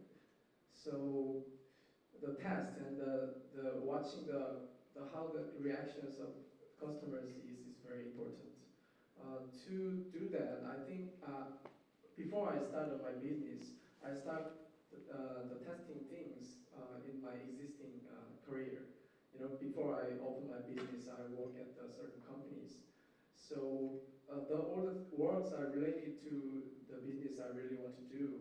So while I was working at the company, I did some tasks while I was working for the company. So with that kind of professional experiences, I get many chances to looking how the customers will react to my services. And also, this is quite general things. Having a good team is very important. I had to open and close the businesses twice before launch the parking scare. So having a friend or having coworkers, is the most important things, I think. To have a right partners, I've been all the hackathon event and all the seminars related to IT business, because I was working at a non-IT company. So I spent a lot of time to study the things. Frankly speaking, that was my question, so I'm a little bit confused. Okay, I will answer another question, right? Right, so I think it would be good to give our listeners some background information to, you had a mobility-based startup, right? Yes. And, before, even if it was mobility-based, there was a lot of technology that was required for you to launch, right? And in order to get to that point, to launch that technology, I'm pretty sure you had so much preparation by foot. You had to meet so many people. You had to, win the hearts over the B2B customers, right? If you could share a story that you have somehow to motivate our listeners about, that beginning journey, because it's so difficult to start. I think that would be great. As I said earlier, the starting a business is very hard. So I don't think it's the right way to open or start a business from the very new field. I started from the business strongly related to my careers. I've been work at the real estate business, and also, fortunately, my last job was the development manager at parking company. So I developed kind of niche market opportunities related to the parking industry. So that kind of attempt, guarantees the small possibility of successes. And at this point, I think it would be great to ask Sean and Chris, because they are exactly the opposite of what TK just mentioned. Yes, that's true. Right. So without any former leverage with regards to your experience, can you give us some insight as to, what were the most important things you focused on when you first started your startup? 어려운 질문인데 저는 한국말로 얘기하겠습니다. 그냥 시작하는 거 저희는 대학생 때 창업을 했거든요. 그래서 백그라운드도 없었고 아무것도 없었는데 저희가 할 수 있는 거 저희가 경험해본 게 중고거래였어요. 그래서 대학생 중에는 우리가 중고거래 제일 많이 해봤다. So that's a very difficult question. We founded our startup when we were just in college, and the only thing that we did have experience in was used goods trading, and I think that's 그래서 그냥 별 생각 없이 시작했거든요. 그래서 저는 아주 똑똑한 사람이 스타트업 잘하거나 아니면 좀 덜 똑똑해도 아주 그냥 용감한 사람이 잘한다고 생각해요. 중간은 잘 없는 것 같고 저희는 되게 용감한 사람, 아주 똑똑하지 않았지만 용감했던 사람인 것 같아요. very difficult to translate. So when I first began the startup, I didn't have too much on my mind. It was just out of bravery, not because I was the smartest person in this field. And I think that's where That's how you started. Okay. Thank you. Thank you. And so we have so many diverse people who do startups on their own. At this point, I would like to ask Changsung and Jiwon about their start of their beginning. How did you first came up with the idea of your startup? The idea. Okay, so I saw the question, how do you come up with, business model, new business model, yeah. So I might be able to share my personal experience to help you guys find your own answer. Changsung and I started VG.com in 2008 before we started TheVentures. But the idea was started around 2005 when I was preparing to study abroad in the United States. Back then, my English was horrible. So I wanted to improve my English. So I made a translation tool, collaborative translation tool to support community. So community translated international TV shows. So that was how I studied Wiki, and I was the founder and the maker, but most importantly, I was the first consumer. So I knew the needs, unmet needs, which was the untapped business opportunity. So I think it was not coincident that I came up with the idea. Besides my personal needs, I majored in education and technology. So I don't think creativity is a magical power out of blue, but I think it is from a deep thinking based on a deep understanding on a problem. Right, and I think in the beginning, early stages, founders have difficulty in so many different areas, not just their idea, but also in terms of growth and how to really boost it up. And I think I'll ask this question to Sean. When you first started, and this was one of the most popular votes, the popular questions by our KSGC and Impact Collective teams. What do you focus on more? What is more important? Is it profitability or is it growth? Could you share your story? 오케이. 정답이 없는 문제인 것 같은데 저희 경험을 빗대서 얘기하면 So there is no answer to that question, but if I were to share my experience with you guys, 저희 처음엔 완전 그 그로스에 포커스를 했거든요. in the beginning we focused on just growth. 근데 어느 순간 그로스가 생각보다 안 나오더라고요. But at one point it wasn't as much as we expected. 그래서 되게 급하게 수익을 만들려고 했는데 그게 생각보다 잘 안 됐어요. And so we urgently looked for a profit model, but it didn't work as we planned. 그래서 처음엔 저는 무조건 그로스에 포커스하는 게 맞다고 생각하는데 파운더들이 항상 그 수익을 만들 수 있는 플랜 B를 항상 고민해야 된다고 생각하고요.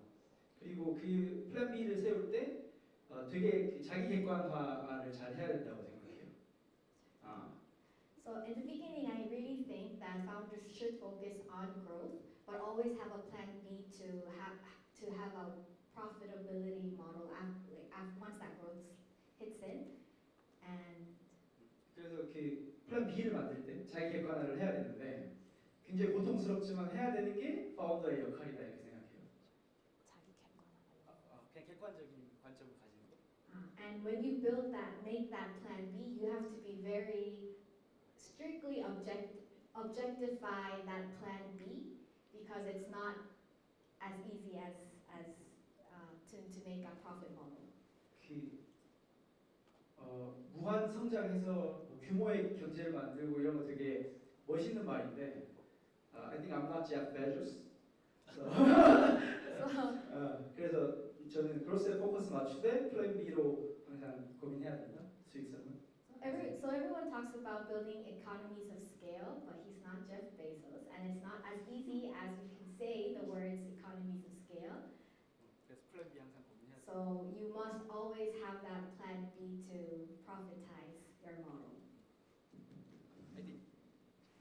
Sustainable growth. Yeah, sustainable growth maybe. Yeah, so if you are a great fundraiser, you might be able to choose growth only. But I was not. And when we raised the first Series A, we wanted to explain our business model, in a proper way, and we are going to do this and that, and the investors said, "Oh no, you don't have to consider that right now." Back then, but after just 1 year, the market went down because of financial crisis, and we needed money, and the investors just said that we just make number. All we have to do was making the number, and we made the number. But they asked, "What's where your profit is come from?" That kind of question was, started. Yeah, so investors always change their words. You're an investor. Yeah, it's true. Everyone changes their words. We were almost first-time entrepreneurs in the U.S. in 2008, and we relied on our first investors' word, saying you don't have to take care of revenue model, and we only look for the companies with tremendous growth potential. So they weren't interested in revenue model at all. But when the winter came, like the financial crisis in 2009, they changed their word, and they wanted to see revenue, significant revenue engine in our business model. So we were not able to raise money for over a year after we ran out of money. That made us struggle a lot. And yeah, that was the most painful period in our business history. Yeah, but it's more about, it's a matter of style. Yeah. But right now, you're on the opposite side now as investors. So I think it's good to have both that insight. And I'll direct this question to both TK and Chris, because you guys did get the first and third investment from TheVentures. So Chris, so why do you think was the main reason why you got an investment from TheVentures? First, sorry for Korean. 이게 이제 투자의 관점에서 이제 보면은 이제 예전으로 보면 지금은 훨씬 더 이게 주변에 돈은 되게 많은 것 같아요. 투자자도 많고 돈을 빌릴 수 있는 것도 많고. So in terms of the investment perspective, over the years, a lot more investors and a lot of VCs have been appearing in Korea. 똑같은 질문을 어제도 받아가지고 제가 이렇게 해드렸는데 돈의 관점이 아니라 파트너의 관점으로 보면은 투자자들은 파트너거든요. 네, 같이 성장해야 되는 파트너예요. And investors are not just money, but they are your partners. So you need to have that perspective and look at your investors as partners. 그래서 우리의 사업을 우리만큼은 아니지만 함께 고민해 줄 수 있고 함께 새로운 방향을 같이 전략을 세울 수 있고 도움을 줄 수 있는 그런 파트너인데 이제 그런 그 투자자들을 그런 관점에서 바라보면은 누구와 내가 파트너를 하고 싶냐 또는 파트너가 필요하냐 이 관점으로 보면은 이 외부에서 VC들한테 투자를 받는 게 아주 심플한 문제가 될 수 있을 것 같아요. So if you were to look at your partners, your potential investors, as not as more than just them investing in you with money, but they can, help you with your business and have that you can share your worries together with them, then it becomes a very simple question. 더벤처스 당시에 이제 2014년에 저희가 투자를 받았을 때 더벤처스는 성공적인 또 창업과 시대 경험을 가진 두 분이 파운더분이 이제 창업을 하셨고 당연히 저희는 너무 좋은 파트너라고 생각을 했고 그렇기 때문에 더벤처스에서 투자를 너무 받고 싶었고 또 인연이 된 그런 상황입니다. 왜 했는지 우리 아직도 몰라. So when I first met Changsung and Jiwon, they obviously had that experience and no doubt were the perfect mentors / partners that I thought of. So I really wanted to get investment from TheVentures. But what do you think was the main reason? Please ask. So why? What did you see in Sell It, in Chris and Sean, that made you want to invest? Yeah, that's it's a long story.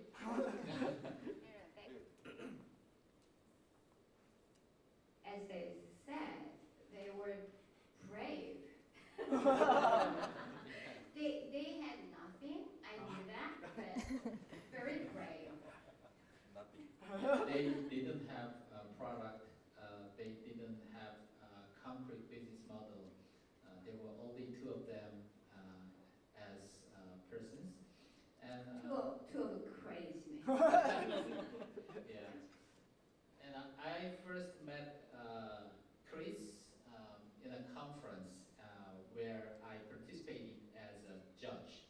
So this program, KSGC, is an inbound program inviting foreign entrepreneurs to Korea.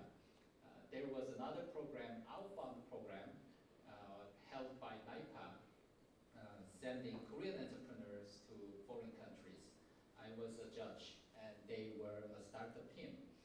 And Chris, I saw Chris pitching his idea, and there were 10 companies, about 10 companies, and most of them, the founders spoke really great English, so I was surprised, because, wow, these Korean young entrepreneurs now speak perfect English. And Chris came and he spoke really strange intonation, spoke English with strange intonation, especially Gyeongsang province intonation, where my hometown is. But I was very, very attracted by his pitch, despite his intonation. And his pitch was the most impressive, regardless. The content and deliver of the pitch was the most impressive among all candidates. So I felt that someday I would need to back this founder. But the business item was different from Sell It, and it was 6 months before they found the Sell It. And after 6 months, coincidentally, I met them again in different business setting and different business model. And I thought, wow, this is the time, this is the opportunity that I can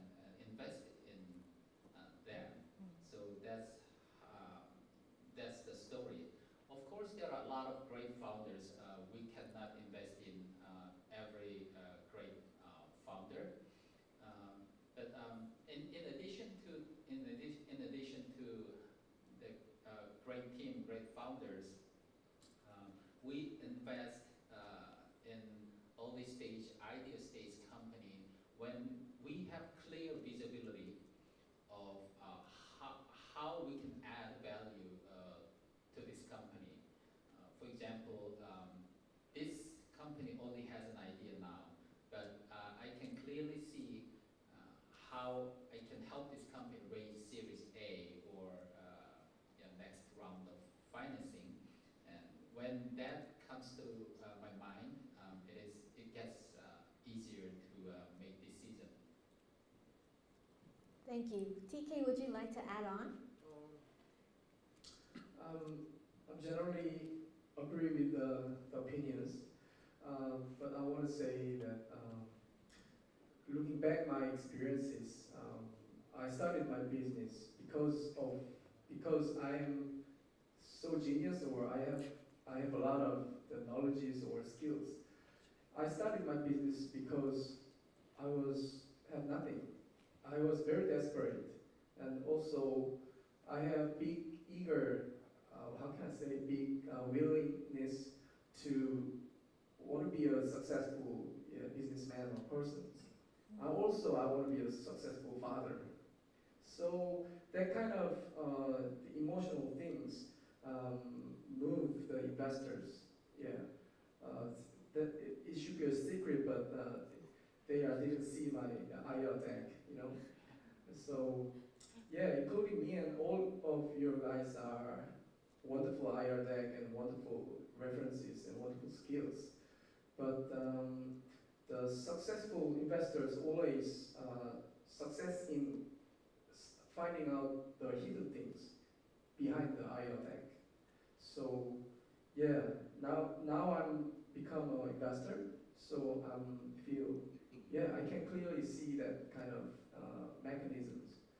So yeah, I'm not sure I'm saying properly, but yeah, I want you these things help you. Yeah, helpful.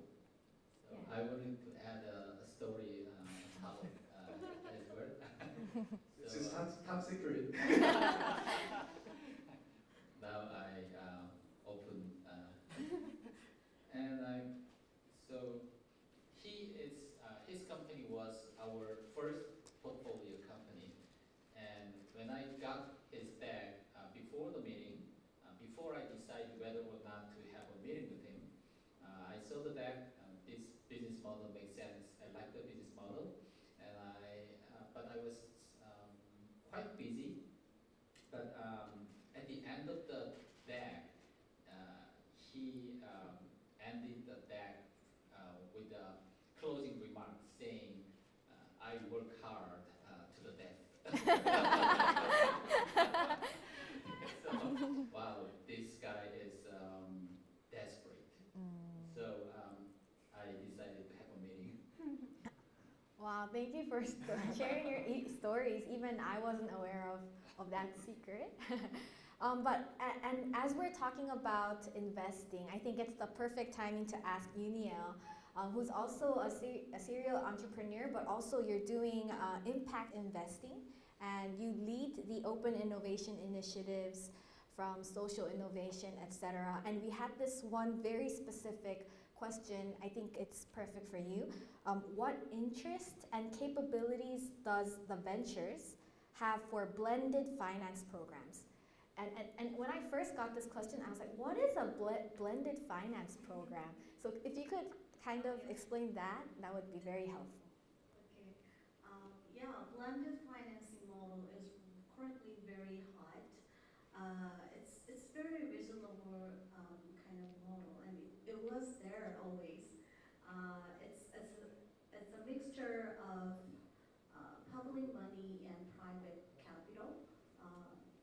So like I think all of you already have some kind of grants from your government or some other non-profit organizations or foundations who support the ideas of your business model.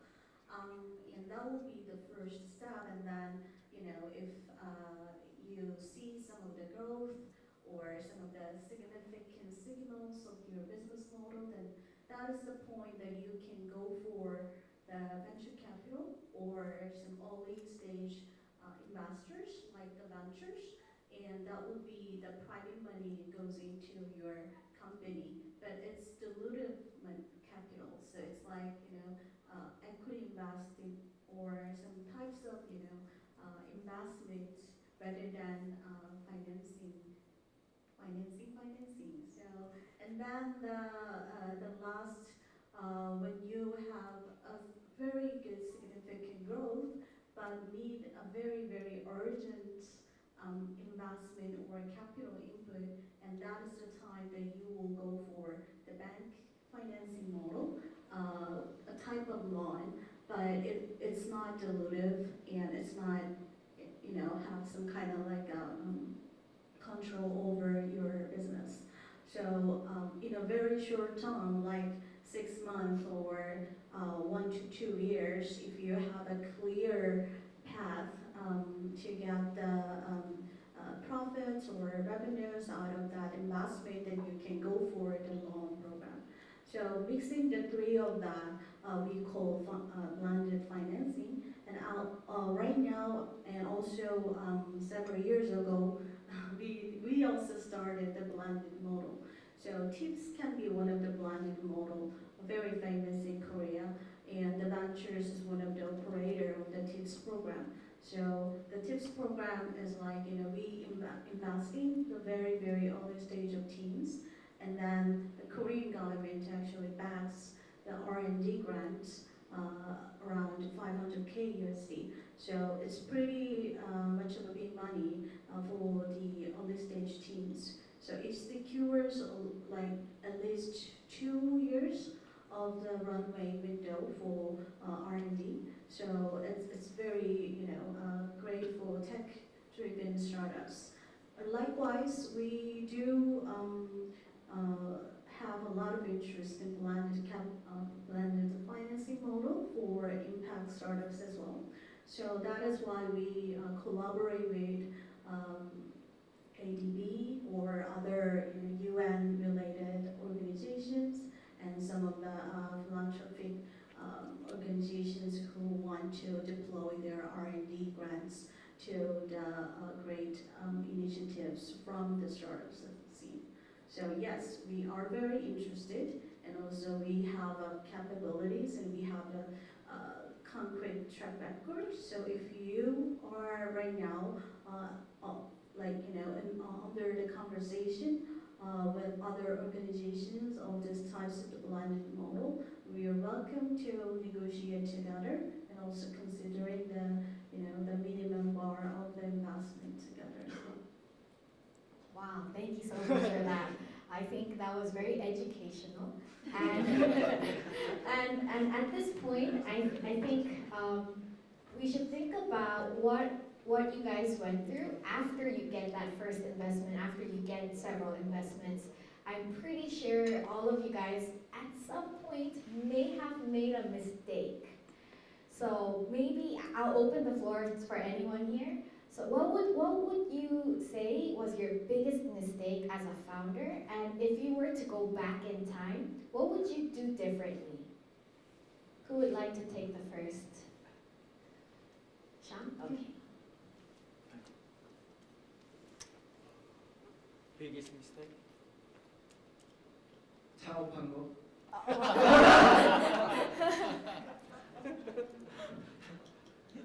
My biggest mistake is finding my company. Founding my company. 두 가지인 것 같은데 오늘은 하나만 얘기하고 나중에 하나를 더 말씀드릴게요. So there's two things that I would like to share, but for today I'll be sharing the first one. 제일 큰 실수는 돈을 너무 많이 쓴 거. My biggest mistake was using so much money. 제품이랑 우리 팀이 준비가 안 된 상태에서 마케팅에 돈을 너무 많이 썼어요. The team, the product, we weren't ready, but we spent so much money on marketing. 그래서 같이 속도를 맞춰가면서 마케팅 조금 쓰고 제품에서 테스트하고 마케팅 조금 쓰고 제품에서 테스트하고 이렇게 할 것 같아. 또 하라 그러면.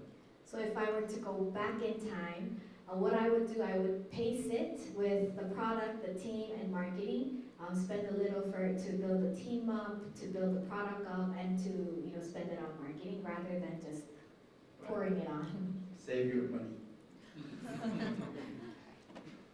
Anyone else? Cash is king.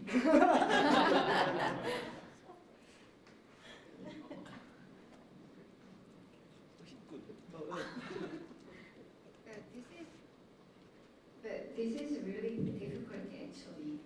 So especially when there's a competitors, you just go into the wall, marketing wall.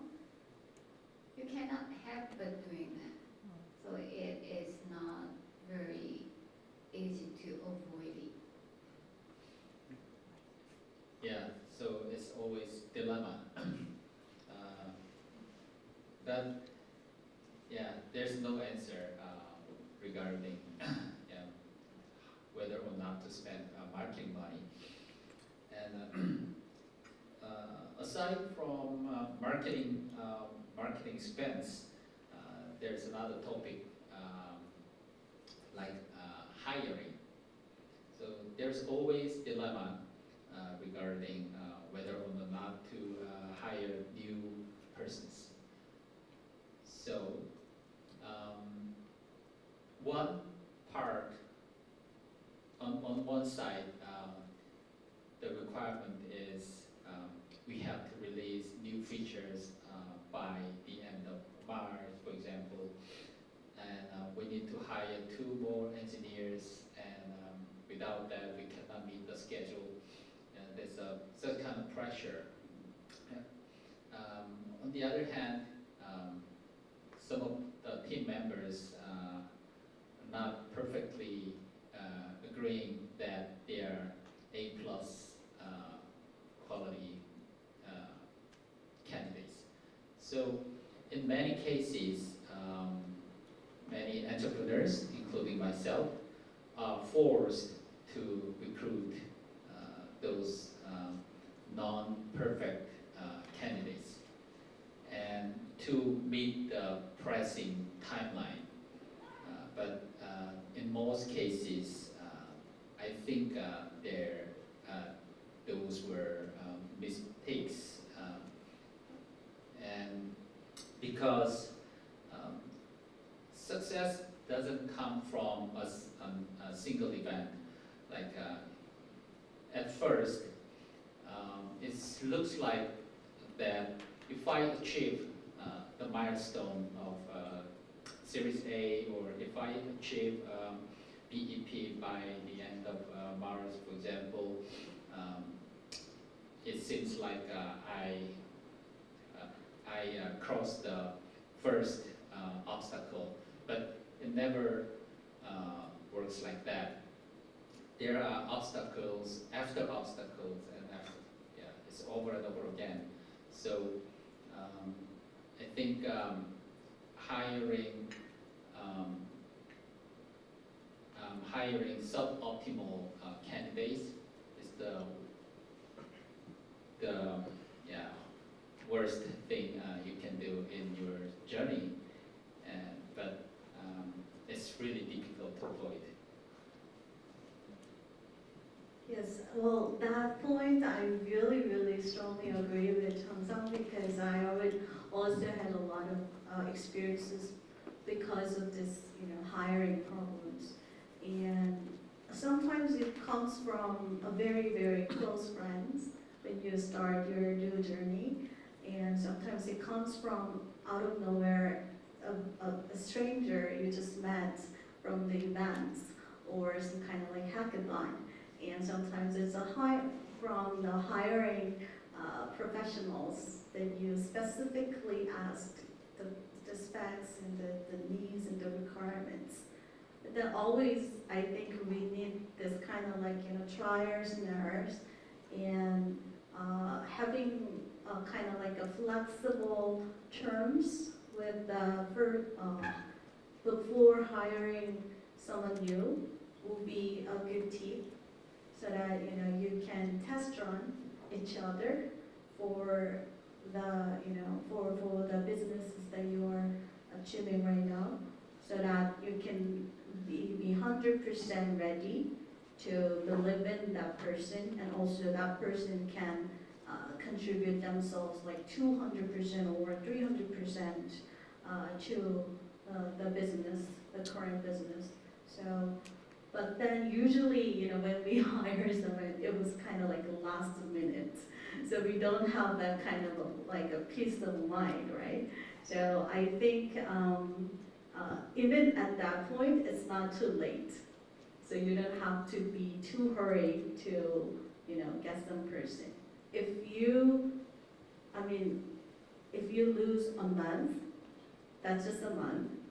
But if you hire someone that's not perfect fit, then you will lose a year or two. So that is kind of like the math behind hiring a new person. So that really is really important thing that we have to think about. If I add on it, it's true that you have to hire a right person, the best person, A+ person. So if he or she is not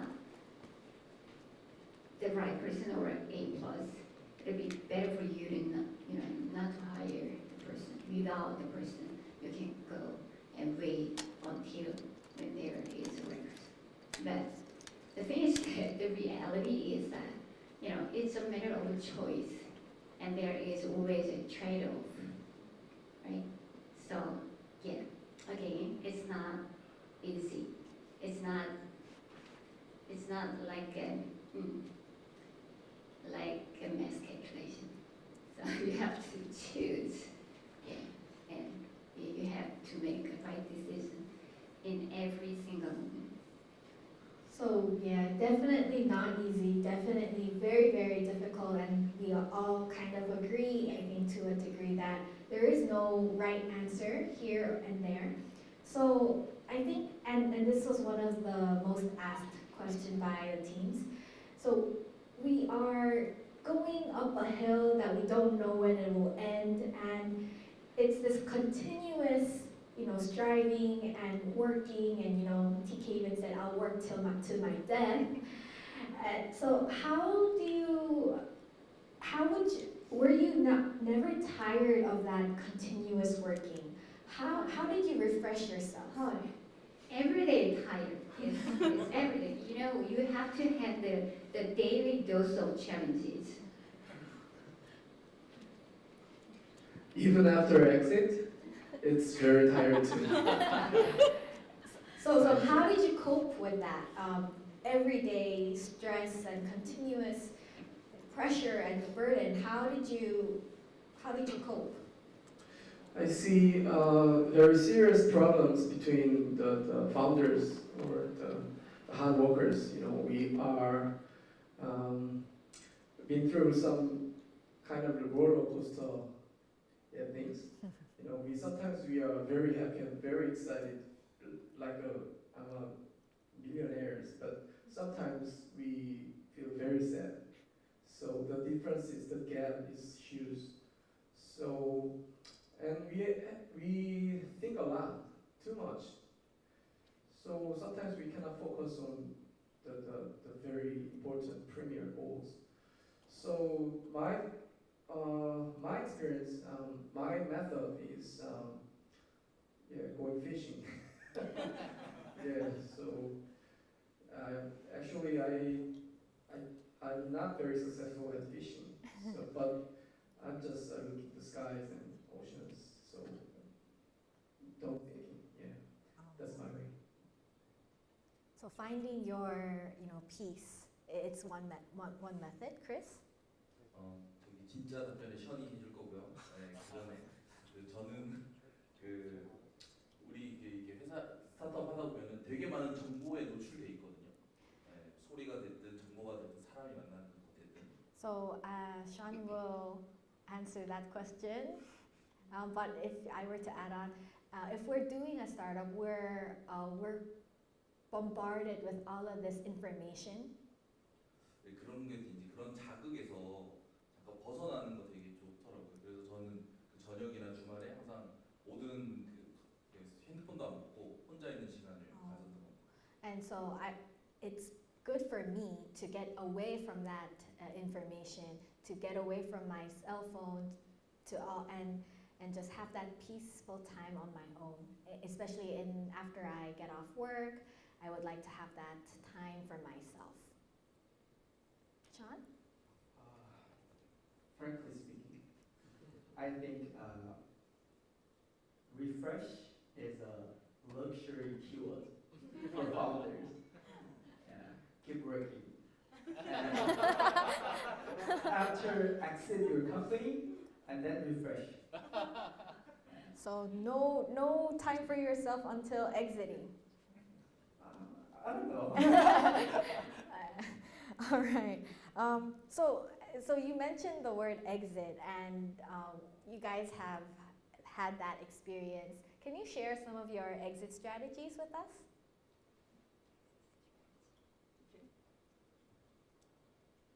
Exit strategies. I didn't actually expect this kind of early exits. We just try to made a budget and made a goal. While I working so hard, the big opportunities just came out suddenly. The real story is very huge, so I cannot tell all the things in this stage. But a summary is there's a big trend related to mobility industry. So I didn't expect the kind of the wave is came up like that fast. So I think lucky thing is quite a right timing. The right timing. All right. And I think related to exit strategies and investment, I think, Chris, if you could answer this question. We have a lot of, specifically for the Impact Collective program, it's targeting the Southeast Asian market. What do you look for in teams as an investor when you choose that team to invest in? 외국인, 그러니까 이제 더벤처스에서도 올해 이제 베트남과 말레이시아 있는 회사에 투자를 했죠. This year, TheVentures actually invested in Malaysian and Vietnam-based startups. 외국인 투자자로서 이제 또 이런 코로나 시대에 되게 힘든 점이 많죠. 당연히 만날 수도 없고 하니까. And as a foreign investor, it's very difficult because we're not even able to meet those teams face to face. 근데 실제로 만나도 되게 힘들 것 같아요. 네. But I feel like it'll be even difficult if I were given a chance to meet them face to face. 왜냐면 그들의 문화와 그들의 생각 방식과 또 그들이 누군지 알 수 없으니까 그 판단하는 게 되게 힘들다고 생각을 하는데. Because it will be very difficult to tell and evaluate them on different cultures, on who they are, etc. 가장 큰 그래서 키워드 신뢰일 것 같아요. 그래서 그 이제 여러분들이 이제 한국에서 이제 어떤 비즈니스를 계속 하시고 또 뭐 투자까지 고려하신다고 하면은 한국인 투자자들한테 이제 여러분들이 신뢰를 항상 계속 쌓을 수 있게 신뢰는 이게 쌓이는 거잖아요. And I would select the keyword trust. So if you were to get an investment by a Korean investor, it's very important to build that trust over time because trust is something earned and it's not something immediate. 네, 그런 것을 신뢰를 계속 쌓아나갈 수 있는 활동들을 하시면은 그런 신뢰가 더 좋은 관계로 이어지는 것 같습니다. And doing activities to build that trust will lead to trust between your investor and hopefully to a good result. Thank you, Chris. Okay, and at this point we have a very few minutes left, so I'm going to open the floor to the people online and here if you guys have personal questions. Yes, can we get the microphone? Archer, I will repeat your question. Oh, okay. Archer, then one more person there, and we'll have one question online, and unfortunately due to time, we'll end there. Archer, please go ahead. Yes, hello, this is Archer from Japan. I have questions to Sean and Chris. I was wondering how you guys decide to come together to do the business when you're just a college student. What is the reason you decide each other as a co-founder? Thank you. Great question. 크리스 말고는 같이 할 사람이 없었어요. So, He's the only guy to start a company with me. wow. 저기 제일 처음에 창업할 땐 제가 그 션이 창업하면서 인턴이었어요. Oh, So initially, when they first started, Chris was the intern for Sean's startup. So that's how they got to know each other as college students. Yuan Changsung was the first intern.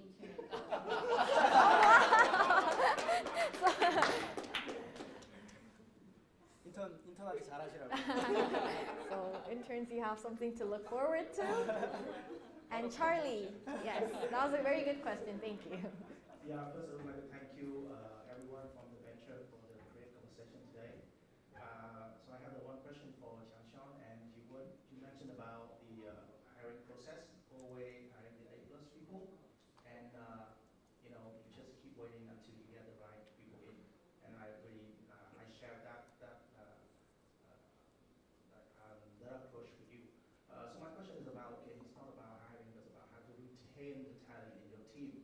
Because many times actually we got the right people, the very good one, but then as a startup company we start very small, and sometimes they got a better opportunity. They just goes and we need to start the process again.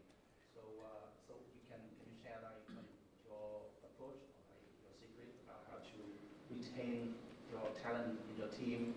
And not about by the money or motivation perspective, but thank you. Yeah, we still have difficulty hiring people, so I'm not sure if I mastered the art of hiring, but this is the most difficult thing to execute, and if execute it in a proper way, the most efficient way. So the best way is to hire A+ best people at the very beginning. That's the most efficient way, because that A+ person will bring their friends, the other A+ persons around him or her or him. So that's the best strategy you can do, if possible, but it's not always possible. In other ways would be to making your PR material as attractive as possible, and that may be the most scalable way you can recruit great talent. And so I think you can, just as you acquire, when you acquire users online, you can test, you can do A/B testing, what works better or not. Just as you do that, you can take time to make your PR material or homepage, website. You invest your time and energy for that, and I believe that will pay off sometimes, and that makes your hiring effort scalable. That's my approach, but yeah, maybe there are common things you can do, like using headhunters, but that works in many times, but that's what others do as well. So yeah, that's my 2 cents.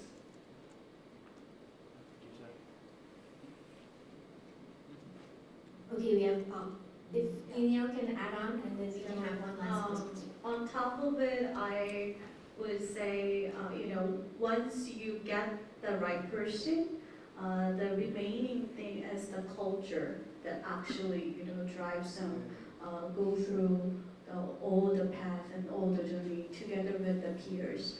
So building the culture is really important, and once you have this kind of binding effect of the amongst the peer and colleagues and the staffs around, then even if they have a slight better chances or better opportunities in other companies, they will not go for because they already have this kind of community and the culture that they appreciate. I mean, building the culture is really, really hard thing for the early stage team, but it can start very small. So you guys can, have your own authentic culture, not like briberies or some kind of a fancy backup plans or some bonuses, but more like your own culture, so that they can be just fall in love with you, all of the team members. Thank you so much, and we have our last question from Sir on the very far left.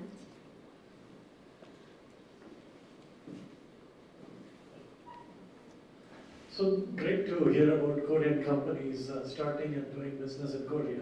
But how open are you for a Korean company to go outside Korea? Did you consider taking your business overseas? And if you would partner with a company, how do you handle intellectual property of your own as well as of your partnering company? Do you think it will be a winning combination and there would not be much problems in coexisting, taking your business from Korea to overseas? So how open were you into these thoughts? So maybe to give a background on the different startups that we've had, so we have Korean-based companies, but Jiwon and Changsung's company was a Silicon Valley-based startup. So maybe from that perspective and market expansion in terms of IP, could we maybe answer this question from a different perspective?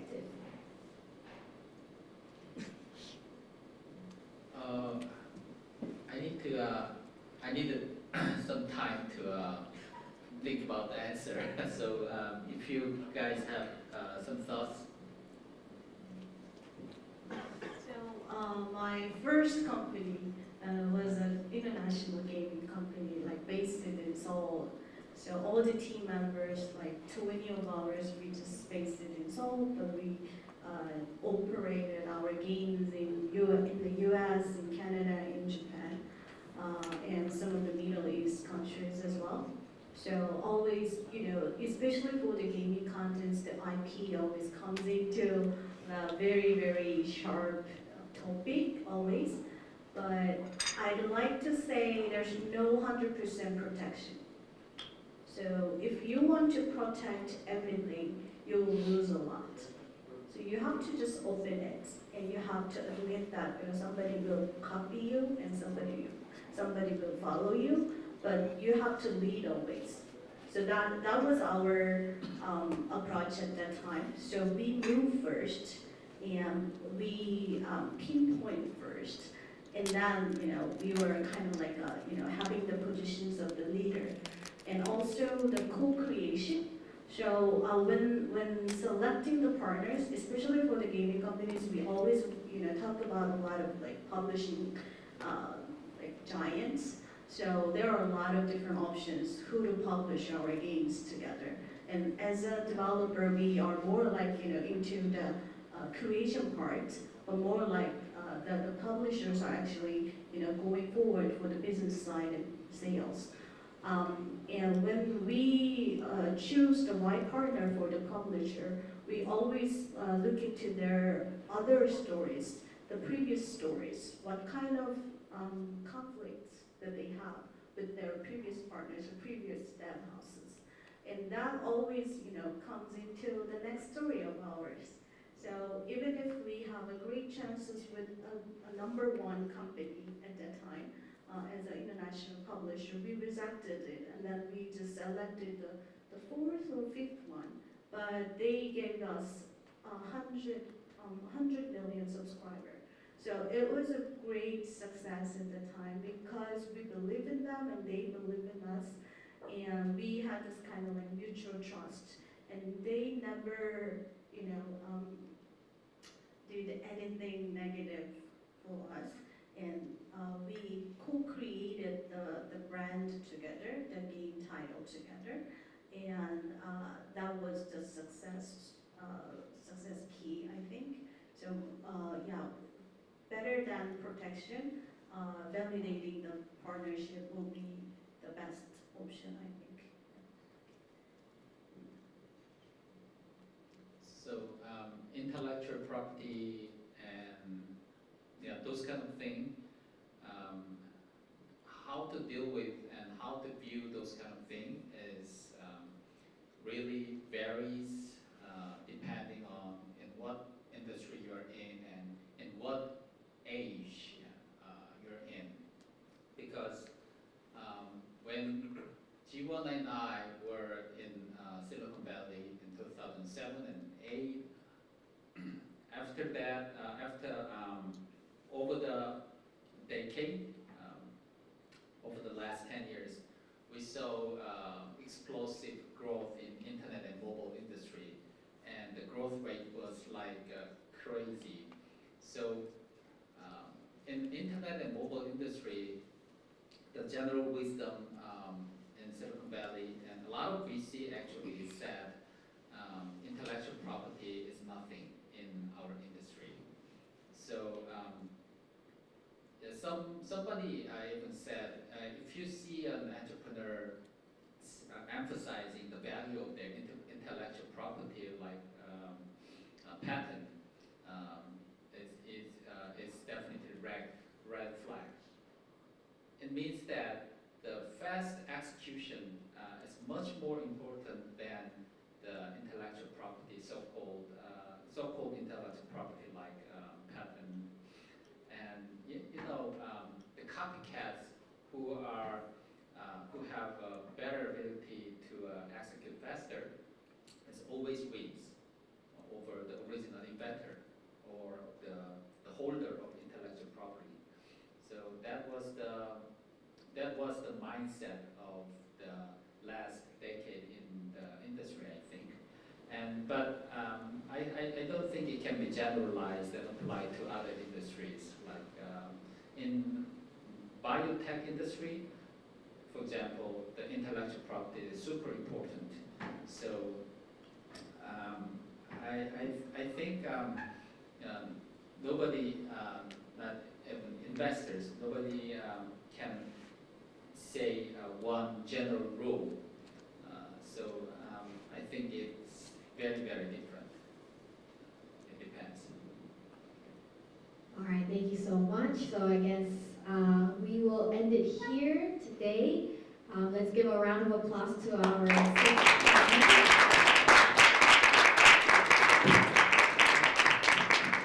And have a good night to you guys online.